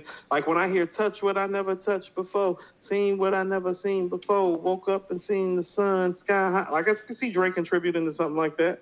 So I'm not saying like he ain't done work and ain't done great work. I don't know if he's the greatest member in this greatest duo of all time because the evidence says he's not. People's consciousness and minds say he is. I give Eminem a lot of flack, but he wrote some brilliant records. He wrote The Watcher. Things just ain't the same. Gangsters, times is changing. Young niggas is aging. Becoming OGs in the game is changing to make way for these new names and faces. Great record. He's written records for people. The Bob and Weave on that flow, Mike, is some of Dre's best stuff. Yeah. Watcher is one of Dre's best records. Even what he did on Forgot About Dre, that's clearly Eminem too. Like even Dre's part, that whole What? This is the millennium aftermath, and ain't gonna be nothing after that. So give me one more platinum plaque and fuck rap, you can have it back. Yeah, it's like a jungle in its habits, in its habitats. All you savage cats knew that I was strapped with gat when you was cuddled in the cabbage patch. Like he's written dope records for other people. Definitely Eminem. Yeah, Jay wrote still Dre. Nas has written, say he didn't write Get Jiggy with it, but whatever. You know what I'm saying? Rakim, I feel like he wrote Summertime, just my opinion. Kane, we could go on and on. We treating this guy like he got stuff like that on his resume or something. We just don't Like, know. It literally is turning into the biggest what if, but it's turning into the biggest what if because of how people are treating him. It's like now about how people are treating him, and it's like, and I mean this respectfully, it's like, well, no. When people are saying, when Mad Max is saying, well, it's like Jay earned his pub, it's like, well, you're damn right. He wrote Imaginary Players. Streets is watching. I don't look at it as a what if. Friend of Foe 98, The Evils, Politics as Usual, Dead Presidents. These are all solo missions, Mike. I don't look at it as a what if, cool. Can I Live? Cashmere Thoughts. This is Where I'm From. Rap Game, Crack Game. You want me to keep going? Like, no. He earned the pub. And that's on that's on. You're talking about Dre earning the pub. It's like all those songs have Big Boy on them. Thing is, man, I don't look at this as a what if situation because what's stopping him? You know what I'm saying? Like, what ifs are reserved for people who had untimely deaths, tragedies like DOC and things like that. I look at it as he just ain't got it. Ain't no what if. Mike, those who can do. Yeah, exactly. Simple as that. Those who can do. Hold on, Mike. So to get back to Michelangelo right quick, since Leroy just got out the booth doing Renaissance Band, we'll see he painted because he knew he could paint, and then he sculpted because he knew he could sculpt. Yes. Because the narrative was Dre was going to... Because when you're great, I don't care what anybody say, you got an ego and want to show your greatness. The narrative was that Dre was going on to do acting, but then we saw Common become a legitimate actor. We saw Ludacris become a legitimate actor. We saw Method Man become a legitimate actor. Most legitimate actor. 50. Yeah. 50. Yeah. What? 50. Where's that? I mean, whatever. 50's become a more legitimate actor than Dre. You understand what I'm saying? Yeah. AB Studios with the super chat says, not surprised by Pharrell humility.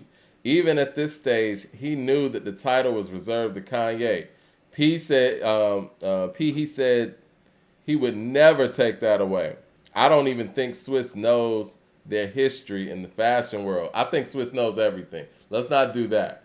And shout out to Pharrell for staying on code in that situation. And I said this when I watched that Netflix documentary, The Genius, right? The Genius documentary, the Kanye one. The two people that I feel like really showed Kanye real love at that time and really was fucking with what he was doing, Pharrell and Mos Def. Everybody else seemed to be around for beats. You know what I'm saying? Correct. And so... they wanted to use him for his run. Exactly. Pharrell gave him, like, that was a real reaction when he heard Through the Wire. And regardless if they agree on certain things or whatever wherever life's path takes them, he would never sit here and try to erase the man. That's what I saw with what Swiss tried to do. The Don, the Louis Vuitton Don. Like, Pharrell's like, don't do that. No, that's Kanye. That's not me. He even said that on the #1 record, the record that Pharrell had, his first single from his first solo album featuring Kanye West. He was like, Louis Vuitton Don and Skateboard P. It's so disrespectful, so unreasonable, right? Niggas is crazy. Niggas is crazy. I don't like it.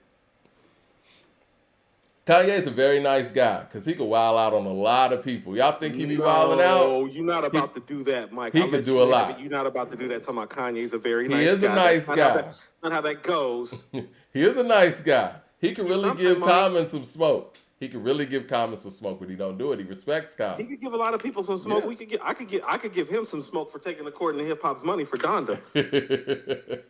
Want to get some smoke? I give him some smoke. You stole our money. I want my money back. Mad Max with the super chat. You don't take from mine. You don't take from the family around here. It was a great event, I thought. Oh. Mad Max with the super chat says, all right, Coop, I don't like you using AZ as an example. Pieces of a Man, a Black Man, Do or Die, and 9 Lives, Asiatic, all better than KD3. Use someone else, like Jules. Santana, that is. Jules don't have enough projects to be in this conversation. No. And And Jules you ain't as talk nice about as those. AZ to be in this conversation. I picked somebody who's super nice, all-time great, that's made classic material. But what I'm trying to express to you is like, well, how about this? Let's say you do feel like those albums are better than KD3, which isn't true. Well, it damn sure ain't Illmatic. It was written Stillmatic, Lost Tapes. Life is good. Godson. How many like, times stop has that Nas shit. done this? Like 15 Stop times? That's what I'm saying. Like, stop that. It's like what I'm trying to express is that AZ's made like 4 great albums. Nas has made like 12. How many solo albums does Nas have? 15? Is it 15, 16? Something like that? Stillmatic, it was written. I Am, Nostradamus, Stillmatic, Godson, Street's Disciple, Life is Good, Nasir, KD1, KD2, Magic. 3, 13 solo projects. But then if you count the 2 lost tapes as solo projects, that's 15. Correct. And then there's the Firm album. Yeah. The QB's Well, I'm just talking about straight up solo missions. Look. Then there's the Firm album, the QB's Finest album, the Distant Relatives album. Yep. It's 18 what are we projects. fucking talking about? We're talking about somebody projects. Listen to what I'm saying. Yeah, we're talking about somebody coming out of my mouth. That is 18 projects from one solo artist. Yeah.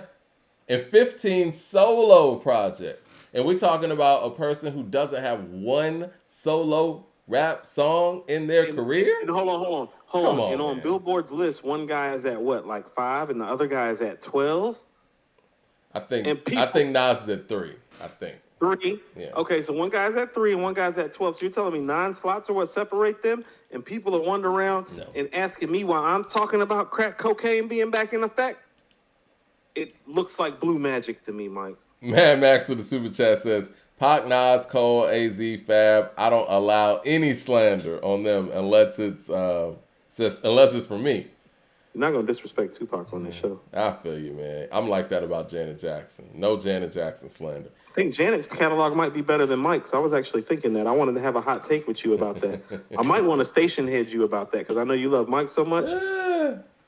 And listen, it's not a ridiculous thought. I'll say this. I know it's not a ridiculous thought. It's not a ridiculous thought. I disagree, but it's not a ridiculous thought. Would you be willing to station head that? Sure. I'll be willing to station head anybody versus Michael Jackson. Like, yeah, I'll take Michael I can against do the anybody. Prince thing and beat you, but I'm not worried about that. I'll do the Janet thing, though. We should do the Prince thing. I kind of like the Janet thing. The Prince thing is too obvious, but if you want to, we can. I mean, you're the Prince guy. You want to do the Prince thing? Yeah. You really want to? I would love to. Mike, all I'm going to say is the lack of depth of Mike's songwriting is going to show against Prince. You may be right. Well, I'm going to have to definitely use some Jackson 5 and Michael's solo. I love stuff. Mike, but Mike against Prince and Stevie, it's the words that Prince and Stevie say versus what Mike says. I know Mike's a whole. We know the type of vibe Mike is. It's words versus sonics at that point.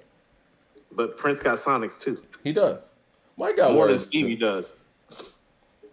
T Nitty with the super chat says AZ's best 5 albums is better than Jay-Z's best 5. Whoa, hot take. There we go.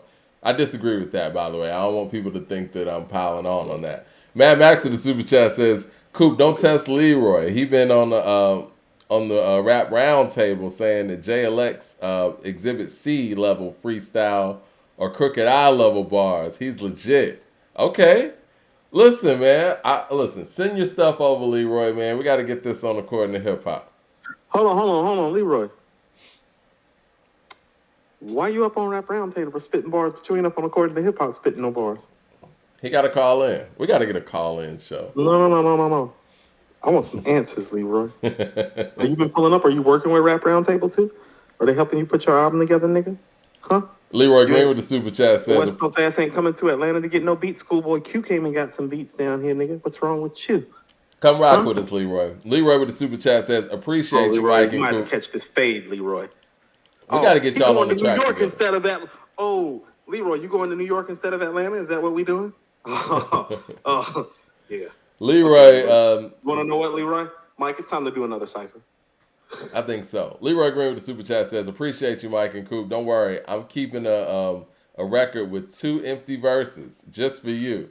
Oh, Mike, Whenever you're ready, I'm ready. Let's get on. You better catch this flame, Mike. You No, better catch no, this flame. It's I'm time to with do it. another cipher. Mike, what beat you want to rap on? I'm gonna let you pick the beat this time. What beat you want to rap on? Because I kind of picked the respiration beat. What you want to rap on? I got to think I was about being it. see, Mike, but I told you like I'm petty. That's why I picked the respiration beat because I'm petty. Speaking of which, we got to talk about like this. since you love these woke rappers so much, I was like, let me rap on one of these woke rappers' beats. We got to touch on this Black Star thing before we get out of here. We kind of spent most, if not the whole show on this. And I think all of these things that we just said needed to be said. I don't even think I went through the breakdown of the whole apology, but it's all good. Y'all get the point. Jay Short with the super chat says, it feel differently if Dre made headphones, wrote books, advocated, or even made appearances. He said, but he's basically disassociating himself from hip hop. And hip hop made him. And I think we need to, I mean, as far as like being a notable individual in the world and being, he's a legend. Being a legend, hip hop did that. Now you got to give hip hop that, Dre, at least. Hip hop made you a legend. No matter how frustrated I can be with hip hop has given me the opportunity to create something like an According to Hip Hop that I can hold my legacy on, and my people can hold our legacy on. Like, hip hop is important, no matter how frustrated you get with the culture. To keep it Atlanta, Mike, what'd you think of the Young Thug album? I liked it. I think it got some bangers on on it. I think it was all hands on deck situation. I think you think it's better than Gunna's album? Yes, but I will give Gunna credit for doing it for Dolo. I don't know about that. Okay. Because I feel like the best records on the Thug album have helped because it was all hands on deck. So do those records sound better? Yes.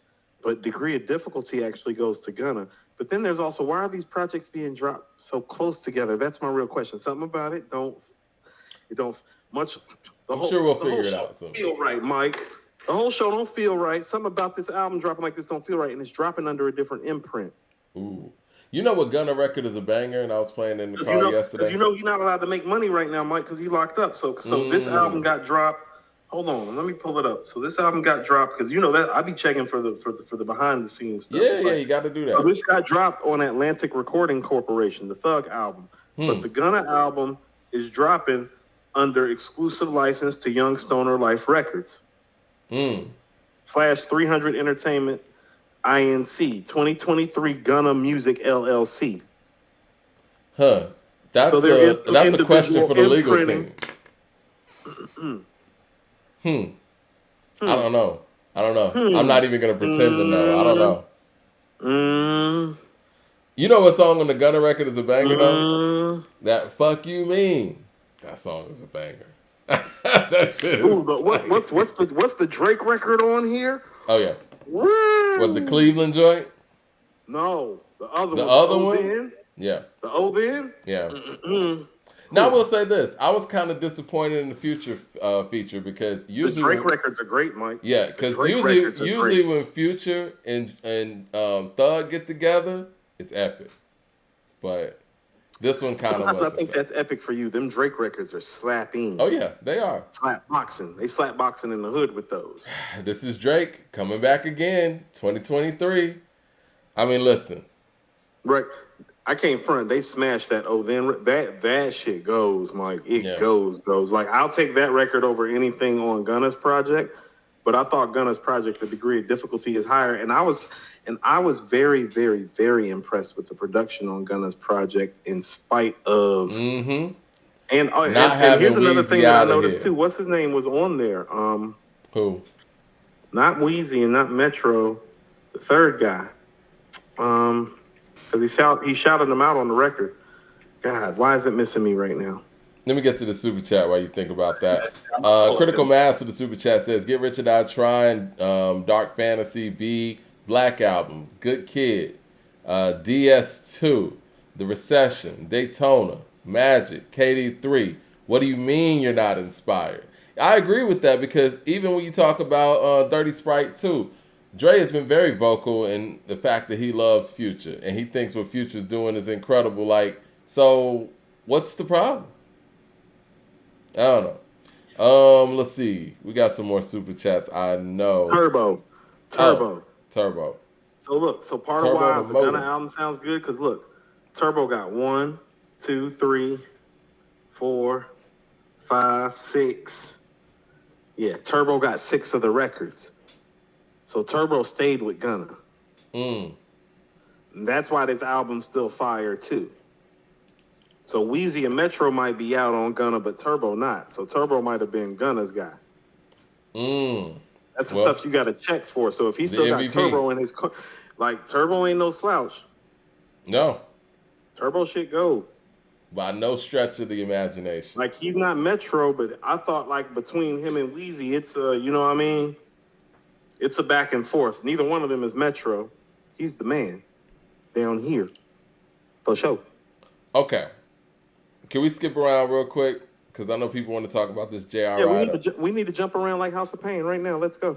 All right, J.R. Ryder says, leave Cam, Jim, Joel Santana alone unless you want me to come outside. Speaking to Pusha T.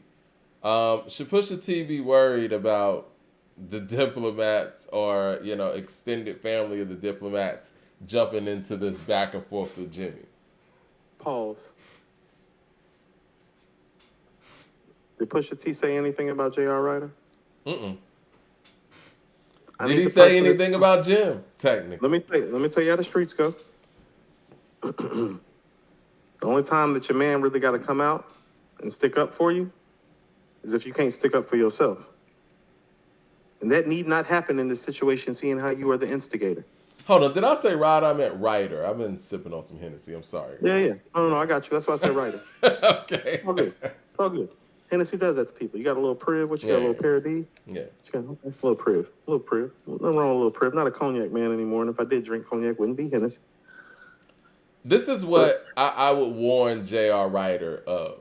First of all, don't bark up that tree. That tree will fall on you. Exactly. I don't know why your advisors ain't forewarned you. Exactly. Not bark up that tree will fall on you. I don't know why your advisors ain't forewarned you. Because Pusha's the kind of guy that could take out the whole crew. And you might not want to jump into this. Because How if about you this? jump into this, you give him more ammunition to call Jimmy a bum. Because you couldn't even defend your own self. So let That's Jimmy what I'm handle saying. this. That's what I'm saying. That Yeah. don't play well in this, where it's like, oh, so you had to get your mans to handle that for you. I keep trying to tell you, your favorite rappers are a lot like you. You just don't know it because you don't get close to them. This nigga's petty. I'm trying to tell you. He's going to use this against you. Did he not learn anything from Drake jumping in the infrared for Wayne?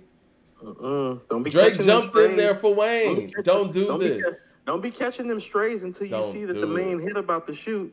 Don't catch strays for nobody that's not a shooter first. Don't do it. And you know what? And all this whole... You better, first, if you want me to catch a stray, Yeah. Because you know what? At the end of the day, man, at the end of the day, you want to talk about this man ain't top 50. Y'all are about to give him more of a resume.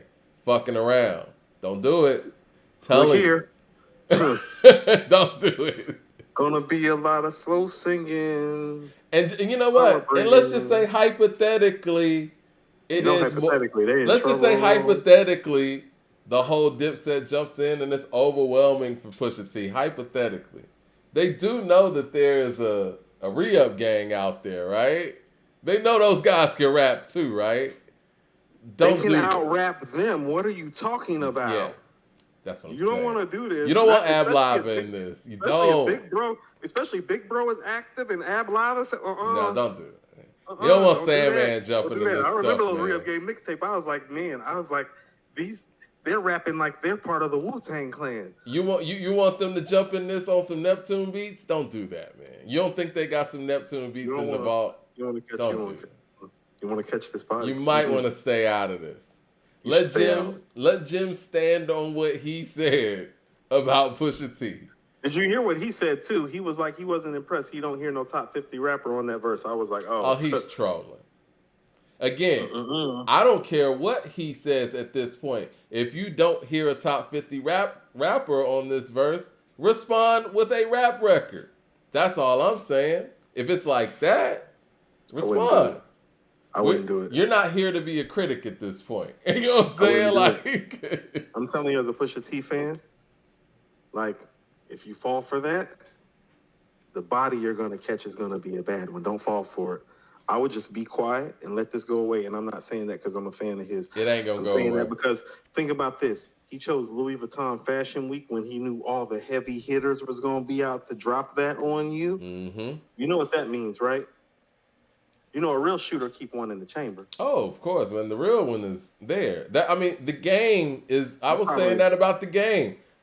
If Eminem did ever respond. When you got the extendo, there's a couple more in there, Mike. That's what I'm saying. You fucking with a nigga with an extendo. There's a couple more in there. A couple more in there. If Eminem ever responded to the Black Slim Shady, the game has a whole record waiting in the wings. Here's the problem with it. We seen y'all not be in fitness. That's why I'm saying you're not in lyrical fitness to do this. We just saw that on the Versus stage. We did. Your team's not in fitness and you're not in fitness. The only one that's in fitness is in Cam. And it doesn't appear you and Cam are like y'all used to be. So unless Cam coming to say, and Cam not enough. Cam is out here doing some extraordinary shit. I love Cam. No, Cam is out here doing some extraordinary shit with Mace with the It Is What It Is show. I love what Cam's doing. That's what his focus is. His focus ain't in sitting here messing around with Pusha T when you already got a good relationship with Pharrell and all that, man. Cam ain't. No. Cam's not jumping in this. He's doing a sports show in a suit. Yeah, okay? Yeah. So cut it out. Yeah. Look, so he's not coming to make this viable. Yeah. He's the viable one. Exactly. And he's not. And Cam's over here with Mace doing a whole show. Because Cam probably don't agree with anything you said about Pusha T. Right, and the show's actually good, though. I love the show. I think it's the best sports show in the game. That's my opinion. Those guys are entertaining as hell. I don't know if I'm going that far just yet. I'm still partial to Pardon the Interruption. Maybe it's because I've been watching it what feels like half my life. Yeah. But I ain't watched PTI in a minute. I keep it on my recording, so it's what I watch when I get home. It's a quick little 30-minute burner, and I can fast forward through all the segments. It's like 17 minutes of my time. I prefer Cam and Mace, honestly. I feel you. It's Blackish. I like Wilbon because he's like the Chicago in him be coming out, even though like he's very well spoken and proper. Yeah. It's like the Chi-Town be coming out. He be like, nah, that's an idiot. CJ Kidd with the super chat says JR is actually nice. OGs, he would be better suited. He said he would be better suited than Drake. Then again, Coop, you did say that you could outbar the whole Dipset though. I don't recall saying that. Yeah, I was gonna say, what show was that?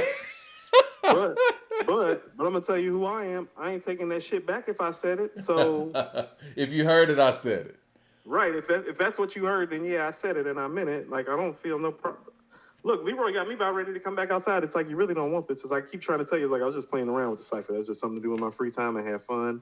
It was enjoyable. I wasn't taking it that serious. I wrote my bars. I kind of let it flow. It's like you don't want me to hone in. You don't want to do that. Yeah. Mad Max with the super chat says the whole Dipset. Cam is not worried about this. Exactly. Yes. Cam isn't worried about this. Cam's doing something else. Rigger Raw 7 with the super chat says the A2HH Cypher track. Bars ain't got no names. Jay Short with the super chat says New Yorkers were so threatened by ATL in the 2000s that they tried to force Dipset for a cheap win. We aren't fooled. They're the St. Lunatics with NY backing. Ooh. Interesting. Mad Max in the super chat Cam says... is Nelly? Huh? Cam is Nelly? He's Nelly East Coast? Yeah, and I guess Murphy Lee is Santana. Ali is Jimmy? Who's Jones? Ali? Ali ain't make ballin'. We fly high. Well, they say... You know this. They say that Ali is kind of behind a lot of those songs, but okay, I can see that. Is he the Gip of the Lunatics? Yeah, him and Gip are really cool too. He actually met Gip way before. I think he lived. No, he went to college in Atlanta, and that's when he, was rocking around with the Dungeon and stuff. And this was well before Nelly got on. So he Okay, kind I of can see took that. what he learned in Atlanta, and once he got back to St. Louis, applied it to his crew. From what I'm understanding. I didn't know that. That's fascinating. Yeah, Mad Max with the super chat says, J.R. Ryder is nice though. He said, I don't want to see this though. Everybody nice. That's cool Okay. though, but see the point is, guys, Everybody nice. Jim Jones need to stand on what he said. He don't need J.R. Ryder to come in this is what I'm and saying. save him. But he's I'm not trying to going to say save is him that- against Pusha. No, what I'm trying to say is that I don't think you know who you're dealing with. Right. No, You I just don't said this expect on the last JR to show. back down. I don't think people understand this is like the two biggest artists of the last 15 years. He put those guys in a body bag fairly easily. He's not worried about J.R. Ryder. He bodied Wayne and Drake. What are y'all talking about? Like, why are people acting like that didn't happen? This is what I'm talking about, how people just like see and hear the things they want to hear. Everybody, J.R. Ryder, nice, this, that, and the other. He's not Wayne. He's not Drake. That nigga put those niggas down. You know what I could hear? I haven't heard them make fire shit since he put them down, Mike. You know what All I could got hear is Pusha Wayne's first doing? run. You know what I could hear Pusha doing? I could hear Pusha doing like a Stillmatic freestyle-ish type of thing where he just loops in all of the Dipset guys, excluding Cam, in this situation. Start putting it together Yeah. like stylistically the way Nas did on the Yeah. Stillmatic freestyle. I could see him doing that. Well, what he say? Hit the Shoot past the freeway. bridge to Philly and eat beans fast, all Yeah. that. Yeah. Shoot Yeah. through Memphis with money bags. Yeah. Yeah, shoot through Memphis with E-Money bags. Yeah. Mad Max with Hold on, Mike, that's what I'm saying. It's like when he talking about shooting through with E-Money bags, it's not rap, Mike. Yeah. There ain't no rap shit. Different. Mad Max in the super chat says New Yorkers weren't threatened by the South. Jay Short, South just dethroned us. It is what it is. Dipset had their moment. You don't have to slander them. I love Dipset was big down here. These New York dudes, I'm gonna tell you what. I could see first of all. Mad Max LeBron taking the hate high going road. on. I love You it. see that? Boy, y'all be defensive. Y'all can't take it. Mad Max taking the high road. I love it. Mad Max ain't took no high road. He petty too. Why you think he pull up and watch us? Because he's petty. Hold on one second. Petty Wop, Petty Betty, Petty Freddy. Pretty damn petty. I might have to go pick up a pizza, man. Petty spaghetti with the pizza. Right. AB Studio with the super chat says Pusha made Exodus and New God Flow. I'm sure he got another one in the tuck. Infrared. Jim Jones, Drake, Kendrick, none of these rappers wanted with him. That's real. Kendrick Lamar, if he's running from Drake, he really don't want it with Push. Keep trying to tell these guys, just leave that man alone. Just saying, Looks like man. he's happy. Looks like he's happily married, raising his Yeah. family. He's making great music. Should leave this man alone. Because you could be next, Mike. Mm-hmm. You could You do don't it want to too. be next, Mike. Because listen what I'm saying. You're going to be next. You're not going to win. You're going to be next. Mad Max in the super chat says at least Dipset brought something new. What LA done outside of Dot for the last 30 years? Your coast was brought back Whoa. by 50, gifting the Whoa. game an album. Wow. He said New York gave LA that comeback with the documentary. I see you, Mad Max. That was an interesting comeback. Not saying I agree with that. I'm just saying he came with it was a good little clap back there. First of all, Mad Max, that's wild. You sound crazy. Do you not know who Schoolboy Q is? Nipsey? Nipsey did a lot for the West Coast. Stop that. You better stop that. The game is more than just the documentary. Doctor's Advocate, yeah. LAX, Yeah. Jesus Piece. Ooh, Jesus Piece. is crazy. Jesus Piece, crazy. I was just listening to Ali Boombaye. It's one of the greatest posse cuts ever, Mike. It's one of the best One of the beats greatest I've posse heard. cuts ever. It's one of That the might be best the song beats that- I've how about heard in a this? minute. What year is that? Is that the same year as Good Kid, Mad City, and Life is Good? I feel like that's slightly before that because the city's on there. You're right. I want to say it's like 2011. What do the people in the chat say? Let me Look see. here. Whatever year it was, Ali Boumaier, that's the song of the year that year. That's the That's best rap crazy. song I heard that year. 2012. You're right. It's 2012. And I remember that's- it was at the end of 2012. That's the song of the year. No, that's the song of the year. Dre, Ali Boombaye didn't inspire you? if you don't like hip hop, just say that, man. Like, you know what I'm saying? Like, Ale Boombaye didn't inspire you, Dre. I think that has become a mute talking point to just say, "Oh, hip hop's uninspiring." It's a whole bunch of great shit out there. You know what I'm saying? Thank God that a nigga live to see another day. Ale Boombaye. Ale Boombaye. Yeah, my nigga 2 Chainz set that shit off, boy. 2 Chainz went ham on there. 2 Chainz is Ham fire. and cheese. Ham and cheese, Mike. Ham and cheese. Good old. That might be his best guest appearance. I don't know, man. Daughter got a, hold on, what'd he say? Mama got a house, daughter got accounts. Just to think a nigga like me started with an ounce. I like his I like his appearance on Really. I like his, but the first one that came to mind was drinking champagne on the damn plane. Click. No, he's better. No, Not he's Click, better on Ali but, Boumaier than he is on Mercy. Mercy? Talking about skateboard on a nigga track. No lie, already got a plaque. Yeah. That's his best guest appearance, Mike. That shit fire. He stunned. No, he went crazy on there. Fell in love with a waitress. What the fuck I'm thinking? About the whole ring. It was for Pinky. That's pimping. How'd he start off the verse? A cologne that costs more than your rent.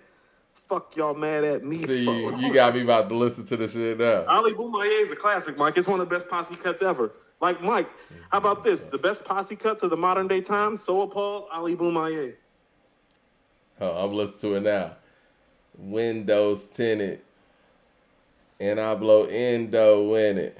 2 Chainz. Gotta fuck with me mad on spring your daughter break. Fuck with me on spring break. I'm a fucker to the spring. Well, yeah.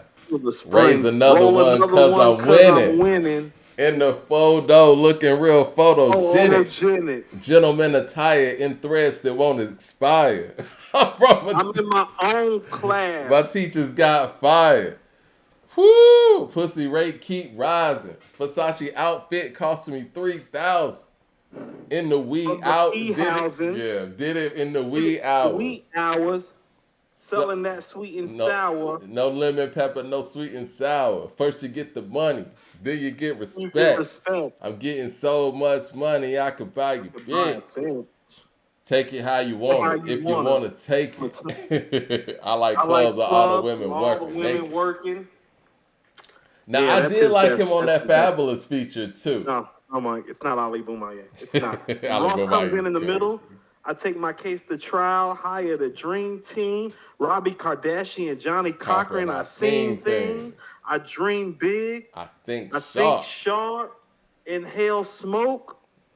Humble yourself. You're not a G. Keep it one with yourself. Man, please. Niggas is out here rapping. Niggas for help. Favors, I keep one on the shelf. Woo-hoo! Yo. That's one of the best posse cuts ever, Mike. I don't care how you feel about them three individually as rappers. That's one of the best posse cuts ever.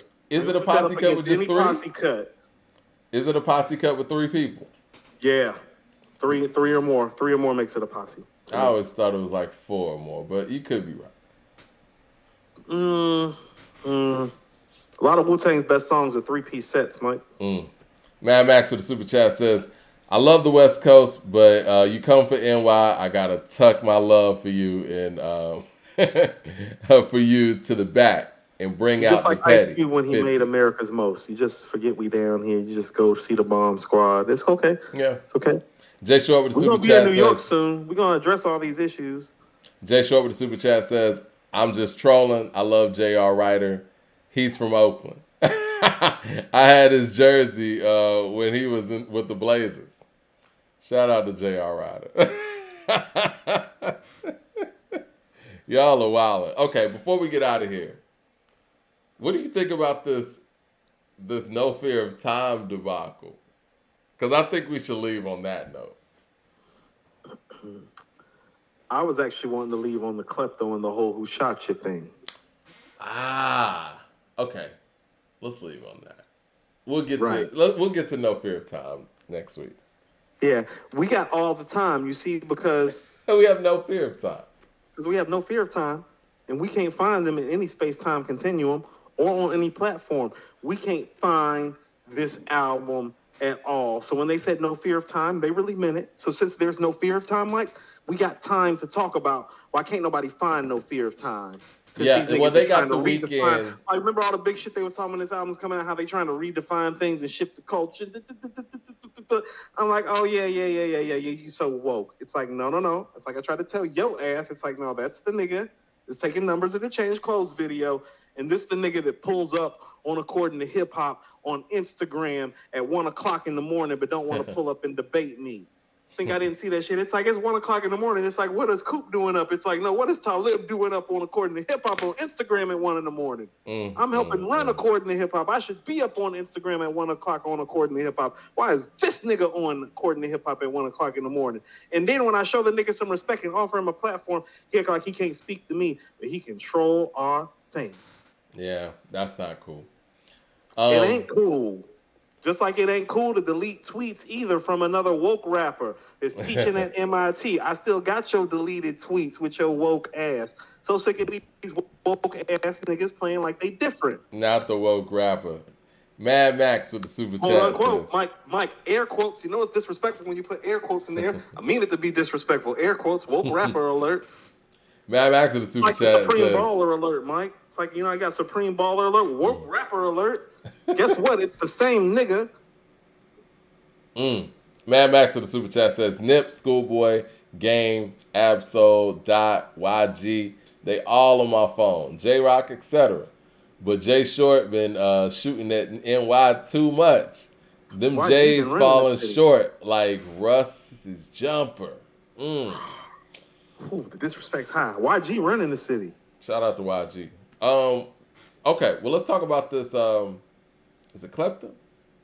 How you say it? Kleptomania. Yeah, Kleptomania. He's the one that had the third verse on "I Need You Tonight" with the joint with Aaliyah. I'm gonna keep it real, man. I'm not really familiar with all of the Junior Mafia members. He was the one that outside of Kim that was actually like the best spitter.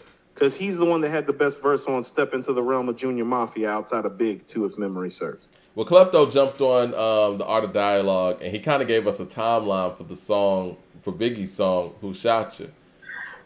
He said that... Before you go further, Mike, hold on. Can I ask you something? Go ahead. It's funny how when we pulled up asking for a timeline, all of a sudden the timelines start to appear.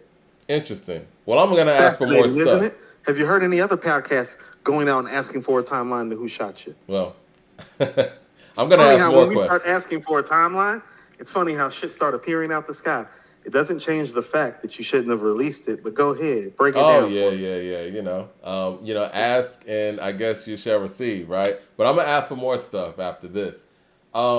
Anyway, he got on Art of Dialogue and basically said that the way that song came together, Who Shot Ya, him and Biggie, they were at the Jason Lyric premiere. An after party or whatever. They ran into Jada Pinkett. He told the whole story about that. And basically, Puff called Big to the studio because he had the beat that he wanted him to hear, which was the Who Shot Ya beat. And actually, Jason Lyric, that premiere, if all of this falls in line, that premiere was September 29th, 1994. Anyway. 28, something like that? Okay, just my bad. Just up right now. Okay. It's 28, 1994. 1994. All right, so... according to him, that song was recorded that night. But one of the things that he said that was very interesting to me is he said that LL Cool J was in the studio. He said it was like 4 of them in the studio based on his story. 4 or 5. 4 or 5 was in the studio. He said it was him, Uh-huh. Big, Puff, L, and the engineer. So that's 5. Okay. And he said that he confirms that he feels like the old school, new school, need to learn no line was directed at LL, who was actually in there, and LL went out, 6 months later and put out a song called I Shot Ya, which was the seeming response, which I get that. Somebody said Klepto needs to be fact checked. Okay, I agree with that. I think this is a very simple question that we can ask one of our icons because, it's LL Cool J, it's Hip Hop 50. I would like for LL to somewhat confirm that he was in the studio when Biggie made that song. Okay. It's funny how LL keeps coming up in these Biggie conversations, though. Like, even with Clark Kent talking about when they made Players Anthem. They ran into Puff LL Cool managed J that LL night. during this time. He managed L from like 93 to like 94, 95. Yes. I think L ended up going to the Trackmasters when he realized that Big had all of Puff's attention.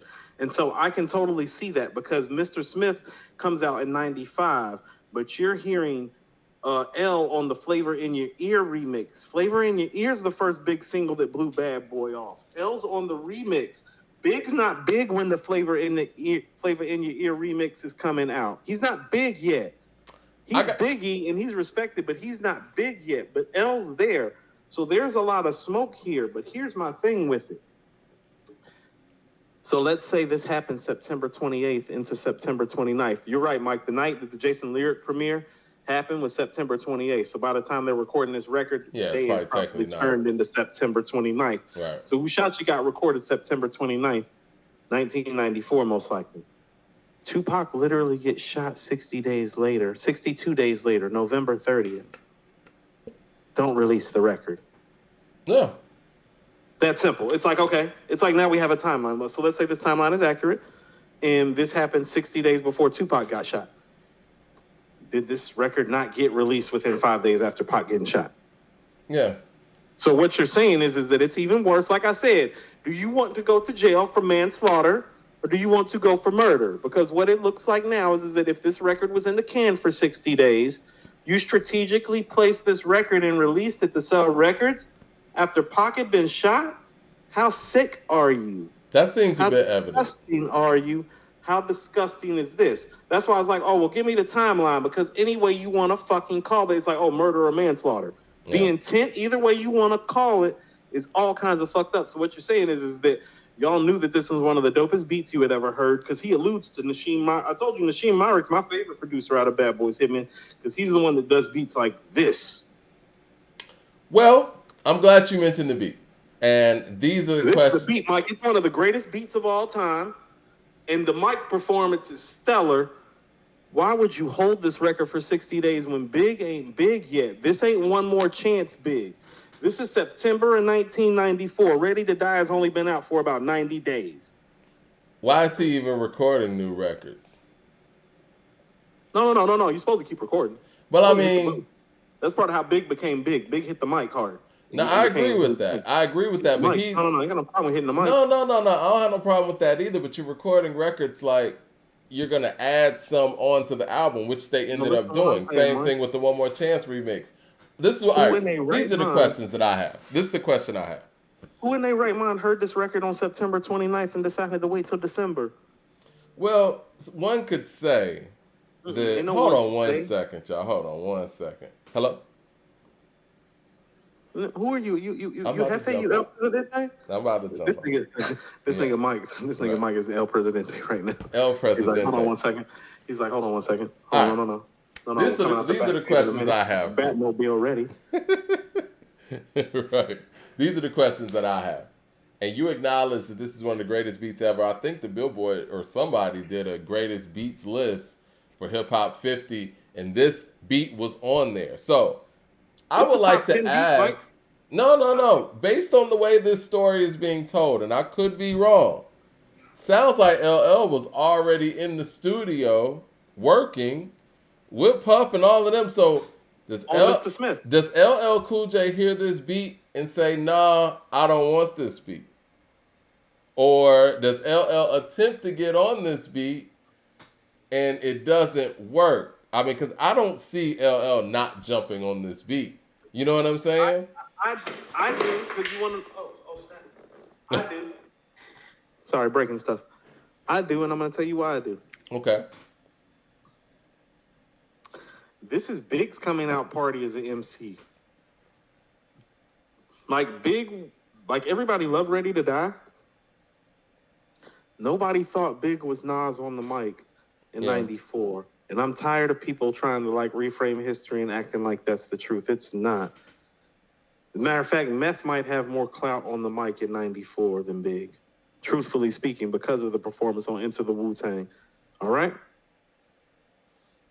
So when you hear Who Shot You, Mike, that's not the guy that's on Ready to Die. That's what I'm saying. Ready to Die has been out for 90 days now. Yeah. The guy that went through the process of recording Ready to Die, he's a different MC. And to be honest with you, that different MC, that greatest MC of all time run that we talk about, what you're really saying when you time date this is that the big that we think is one of the greatest MCs of all time, well, the run starts here after Ready to Die has been recorded on this record, if that's the case.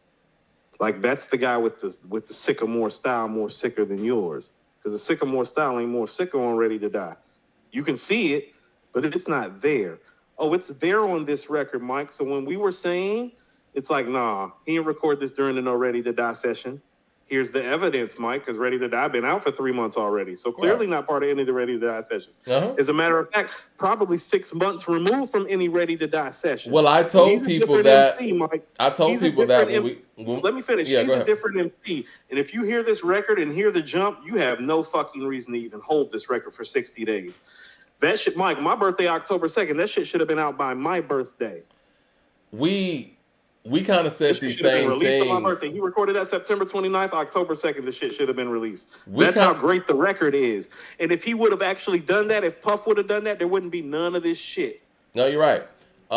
We kind of said some of these things, though. When we were talking about this before, we're like, it's clear that this is not the same Biggie from Ready to Die. You know what I'm saying? And it wasn't. Because people were trying to tell us because they heard it on Mary's album, this, that, and the third. He explained that too, and it was very clear that this was well after Ready to Die. And I mean, it was very clear to any listener as well. Listen to how his delivery is. Like, the guy that's on Gimme the Loot, Machine Gun Funk, Everyday Struggle. Yeah. Like, he raps faster than this. He just does. There Hold are some on one records where he second, slows Coop. it down. Hold on. Keep going. Oh, here go El Presidente doing El Presidente thing. I'm just fucking with you, Mike. No, on Ready to Die, you can tell that his flow isn't like all the way down. He has moments where he like really locks in, and you can hear it, like the third verse on Machine Gun Funk, the second verse of the verses on Unbelievable, which I think were the last Ready to Die sessions. But when he's on Who Shot Ya, his flow is succinctly different at this point and in an improved manner when he goes, who shot ya? Separate the weak from the obsolete, hard to creep the Brooklyn streets. He wasn't rapping like that before. His space, his timing, his breath control, the command of his voice, it was not the same thing in tow. This is a different character. And about that different character arriving, because when we're calling him one of the greatest MCs of all time, well, according to the time date, this is when that really started happening. It's like, no, you don't wait till after Pac gets shot to release that record. So waiting until after Pac got shot, because it didn't take 60 days to mix or master this fucking record. So it's still wrong any way anybody want to call it. But we can do some fact checking on Klepto, like if you want. But, you know, a lot of y'all is up top. It's like, fact check your neighborhood. It's like down here in Atlanta. It's like, I'm going to tell you what, CJ the Kid, if you're still watching, it's like I take that personally that you asked us a question about some Atlanta history and we couldn't answer it off the top of our head and that we actually have to dig. Like, you've given me a reason to do some more research and some more information and some more digging. But I take that personally, like, as an offense that you put me on to something in my history that I need to fact check. So it's like those of y'all saying like Klepto might be capping or it might be true. You know, well, y'all up top, y'all been outside, right? Go find out. Like, I don't know how your streets work. It's like, if I need to find something out, it's like, I know where I can go, like, step out and, like, find out if I really need to find out. So just find out. And it's like I always said before we even heard anything about when the track got made or what the dialogue or what it is, it's still the timing of the release, because the timing of the release is within a week of Pac getting shot. So the fact that you made this record in September/October and then waited till after Pac got shot to release it, that's the poor taste. That's the poor judgment. That's the part that it seems like you're fanning the flames. Now, it's actually about time for us to wrap up. If El Presidente would come back. Let me see if we got any super chats.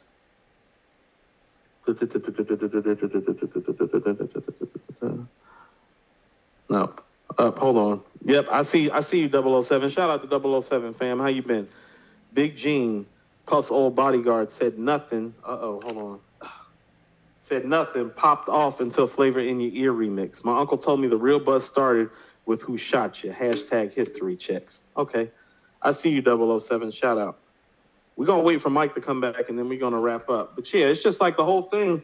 with the whole process of it is just like, there was no need to do that. It seemed like, and y'all have to understand this is 1994. Big is not the star that Pac is in 94. And so if this timeline is accurate, people need to understand that part of the reason why Pac was upset, because Pac is literally getting shot and in the process of getting locked up. And he's hearing this record, and it looks like they're piggybacking off of him and his downfall, and his success, and his shooting. Tupac's the biggest star in rap in 1994, along with Snoop. They're literally the two biggest stars in 1994. Not Biggie, not Nas, not Method Man, not the Brat. 1994, Snoop and Pac are the biggest stars in rap. And so Biggie's not that. And so this looks like, people in New York may not like it, it looks like a clout chase, but it really looks like the worst clout chase ever, because if this was meant for L and it got circumvented and directed and looked like a Pac shot, this should have been cleared up. And so what I would say is that I would love to hear first, like Mike, if L was actually in the studio and what L actually has to say about this before we actually even comment on it even further. Because what I think is that him actually being in the studio changes the whole synopsis of this story, but it changes the synopsis of the story in a manner of, listen to what I'm saying, it makes Puff and them look worse, not better if L was in the studio, because now this whole L Big thing is really real. So why would you drop the record after Pac got shot knowing it's an L thing? And when you hear I Shot You, it makes sense, because I'm not even going to lie. When I hear the piano keys to I Shot You, it reminds me of Who Shot You? Ty Nitty, I see you saying Big was the biggest on the East Coast in 94. Okay, this is what I mean about this East Coast bias. Y'all need to get this out y'all head. In 1994, Big is not even totally going platinum yet, and barely going platinum. In fact, he's going gold. Snoop is selling 4 million records. Pac is selling 3 million records. It's not a conversation. Respectfully, Big being the biggest thing on the East Coast in 1994 puts him somewhere behind, I don't know, Ice Cube, Tupac, Dr. Dre, and Snoop. So at best, he's fifth on the totem pole in terms of oh, I see Duce say you want me to rate the Thug album. I'm still kind of want to marinate on it. I feel like both the Thug and the Gunna albums are 4s. I don't want to give either one of them a higher rating or a lower rating until then. Super chats. I see. I'm going to pause right quick. CJ the Kid, $5 super chat. At worst, Biggie and Pac were fouling this. If you saw that Prodigy clip I linked you a while ago, Coop, you know why. I've got no more super chats. No, CJ the Kid, I appreciate all your support. No, I'm not trying to absolve Pac in this. Pac has actually been the one in this that has taken the most blame from the public's viewpoint for igniting these fires and flames. And I think I've been very vehement about how I don't like Hit 'Em Up and what it represents and how it helped burn this house down, proverbially speaking. But what has happened over time, which happens in hip hop with the East Coast bias, is that it seems like the East Coast has tried to absolve Big and Puff from any of the blame that's involved. Facts. And that's what the problem is. Nobody's saying Pac not wrong. I'm saying, when are we going to talk about Puff and Big being wrong for making poor, tasteful decisions about this? Exactly. If this was an LL and Biggie thing, it should have been an LL and Biggie thing. They took it and made it a fucking Tupac thing for clout. And now I'm understanding why Pac's mad. Because if you do that shit to me at 24 and I get shot and I go to jail and you're blowing up while I'm in jail, you're my number one focus when I get out. I told you, Mike, the fact that he got out and went to the studio is an ode to the type of man he is. I was not that type of man at that age. I'd be like, where are they at? No, be like, we need to go to the studio, Coop. We sure will go to the studio after we go check these niggas about this fuck shit. And you're right. We shouldn't be hearing damn near 30 years later that this was about LL Cool J. These niggas about this fuck shit. Y'all could have said that a long time ago. They could have said that while all this was going on. But that wasn't the thing that was going to sell records. You know what I mean? Sorry about that. My dog is, hacking or whatnot. So we had to make sure the dog's straight.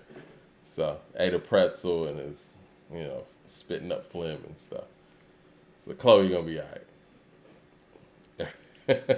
Chloe, she need to protect her neck. Yeah, for real, man. Yeah, she a soldier. But yeah, you're 100% right, and it does feel like with some of these stories, they're absolving the blame in this and making it look like one man was damn near overreacting. And I think the part that I found offensive, and I'll say this, and we'll dip out of here in a second, is the fact that Clark Kent, the legendary Clark Kent, would say things like, Tupac is the reason that Biggie's dead. Like that's not fair to say. That paints the picture to people who weren't there that the people on that side made no poor decisions and they were damn near victims. You know what I mean? And that's not the case. You want to know what? See, and this is what I'm saying. I don't like hit 'em up, but now it's clear to me if this timeline is correct. Hit 'em up is a retaliation. Mm-hmm. Not an instigation, but a retaliation. Right. Because Pac is looking at the timeline and he's like, well, let's say that you recorded this record before I got shot. Why would you do that to me when I helped put you on, when I've been teaching you the game? You owe me when I've more been than hanging that. around you. Why would you know that I'm going through trial and that I'm about to get locked up and that I just got shot? Why would you do that to me? Yeah. All he kept saying was, you owe me more than that. You know what I'm saying? And that's He did it. keep saying that, and now Yeah. we know what the more than that is. It's that Pac probably knew, and this is what I mean. You know how I know that there's real smoke to this? It's not LL being in the studio. It's how LL talks on his albums about Biggie and Tupac for the next couple albums. Remember Phenomenon? Mm-hmm. Said she loves some Tupac, but she hates some LL. Yeah. You know, and again, and it always sticks out in my mind that Cannabis says, it's the worst rhyme I ever heard in my life because the greatest rapper of all time died on March 9th. March 9th. Cannabis knows something. He knows Inside those things. information, Mike, He right? didn't, yeah, he didn't Industry just, circle. yeah, he Industry didn't just circle come up with the information. Biggie thing out of nowhere. He knows something. Cannabis. 'Cause Cannabis clearly- had a little plug talk, Mike. He had a little plug talk like I got. He Yeah, had a little because plug inside, clearly- a little plug talk. The way Cannabis was rhyming at the Information. time, you You're know just not that supposed to say shit like Cannabis probably thought that Rakim was the greatest rapper of all time based on the way Cannabis approached He the does. mic. that. And He still does. yeah, and the fact that Rakim is on Cannabis' second album. So for him to He say wants him, I'll that, punish him. yeah. So for him to say that on his LL diss record, he knows Personal something. dig. Yeah, Personal dig. he knows Personal something. dig. Inside information. You Yep. know what that is? That's the same thing as because you know who. Did you know what? So you know who. It's one of those digs. Yeah. It's one of those battle digs where it's like, well, behind the scenes, I know that guy really sticks in your craw because y'all were in the studio together Yep. one day and he dissed you. Exactly. And you made a whole record back dissing him, and people didn't realize it was about him because these niggas over here made it about Tupac to sell some records. Straight up. That's what it Fact. is. Mad Max with the super chat says, well, Biggie went over there on the LA radio station and subs at Tupac after he died with King Long King. Kiss Goodnight. He's talking about the Yeah, Long Kiss he said Goodnight. King I make your Kiss mouth Goodnight. piece obese like Della Reese. Yeah, he When said I King release Kiss you Goodnight loose bars. like Lil C's. Yeah. So yeah, Big was being shiesty. Yes. No, what I'm saying is the shiesty behavior started with Who Shot Ya. Y'all are talking about 1997 with Life After Death and some Long Kiss Goodnight bars. Y'all talking about 1997. I'm talking about fucking fall of 1994. Tupac got shot and went to jail. I ain't give no damn about no Long Kiss Goodnight bars. In 1997, this shit been bubbling for 3 years. That's what I'm saying. Yeah. People like, oh, but Big pulled up and said this, that, and the other. It's like, no, this shit happened in 1994. This what happened. Because here's the reality of the matter. MCs show up in other MCs' neighborhood and throw subs all the time and don't nobody get murdered. Yeah. Mad Max with another super chat says, but Pac was shiesty too. Just two dudes being dumb got themselves killed. I think it's deeper than that, though. I think that's what we can say on the surface. Rigger Robert, the super chat says, Mike out here killing small dogs with treats. What the fuck? No. Well, on that note, let me get up out So of here. dude being dumb, what?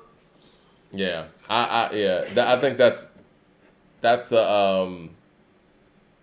been real. it's the wrong It's been way to fun. look at it.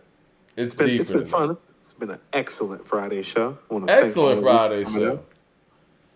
Yeah, we kind of got a lot of things off our chest, I guess. It's all about that cess in your chest. Shout out to the Dungeon Lord. family. I love the Dungeon family. Shout out to Sleepy Brown for telling the truth.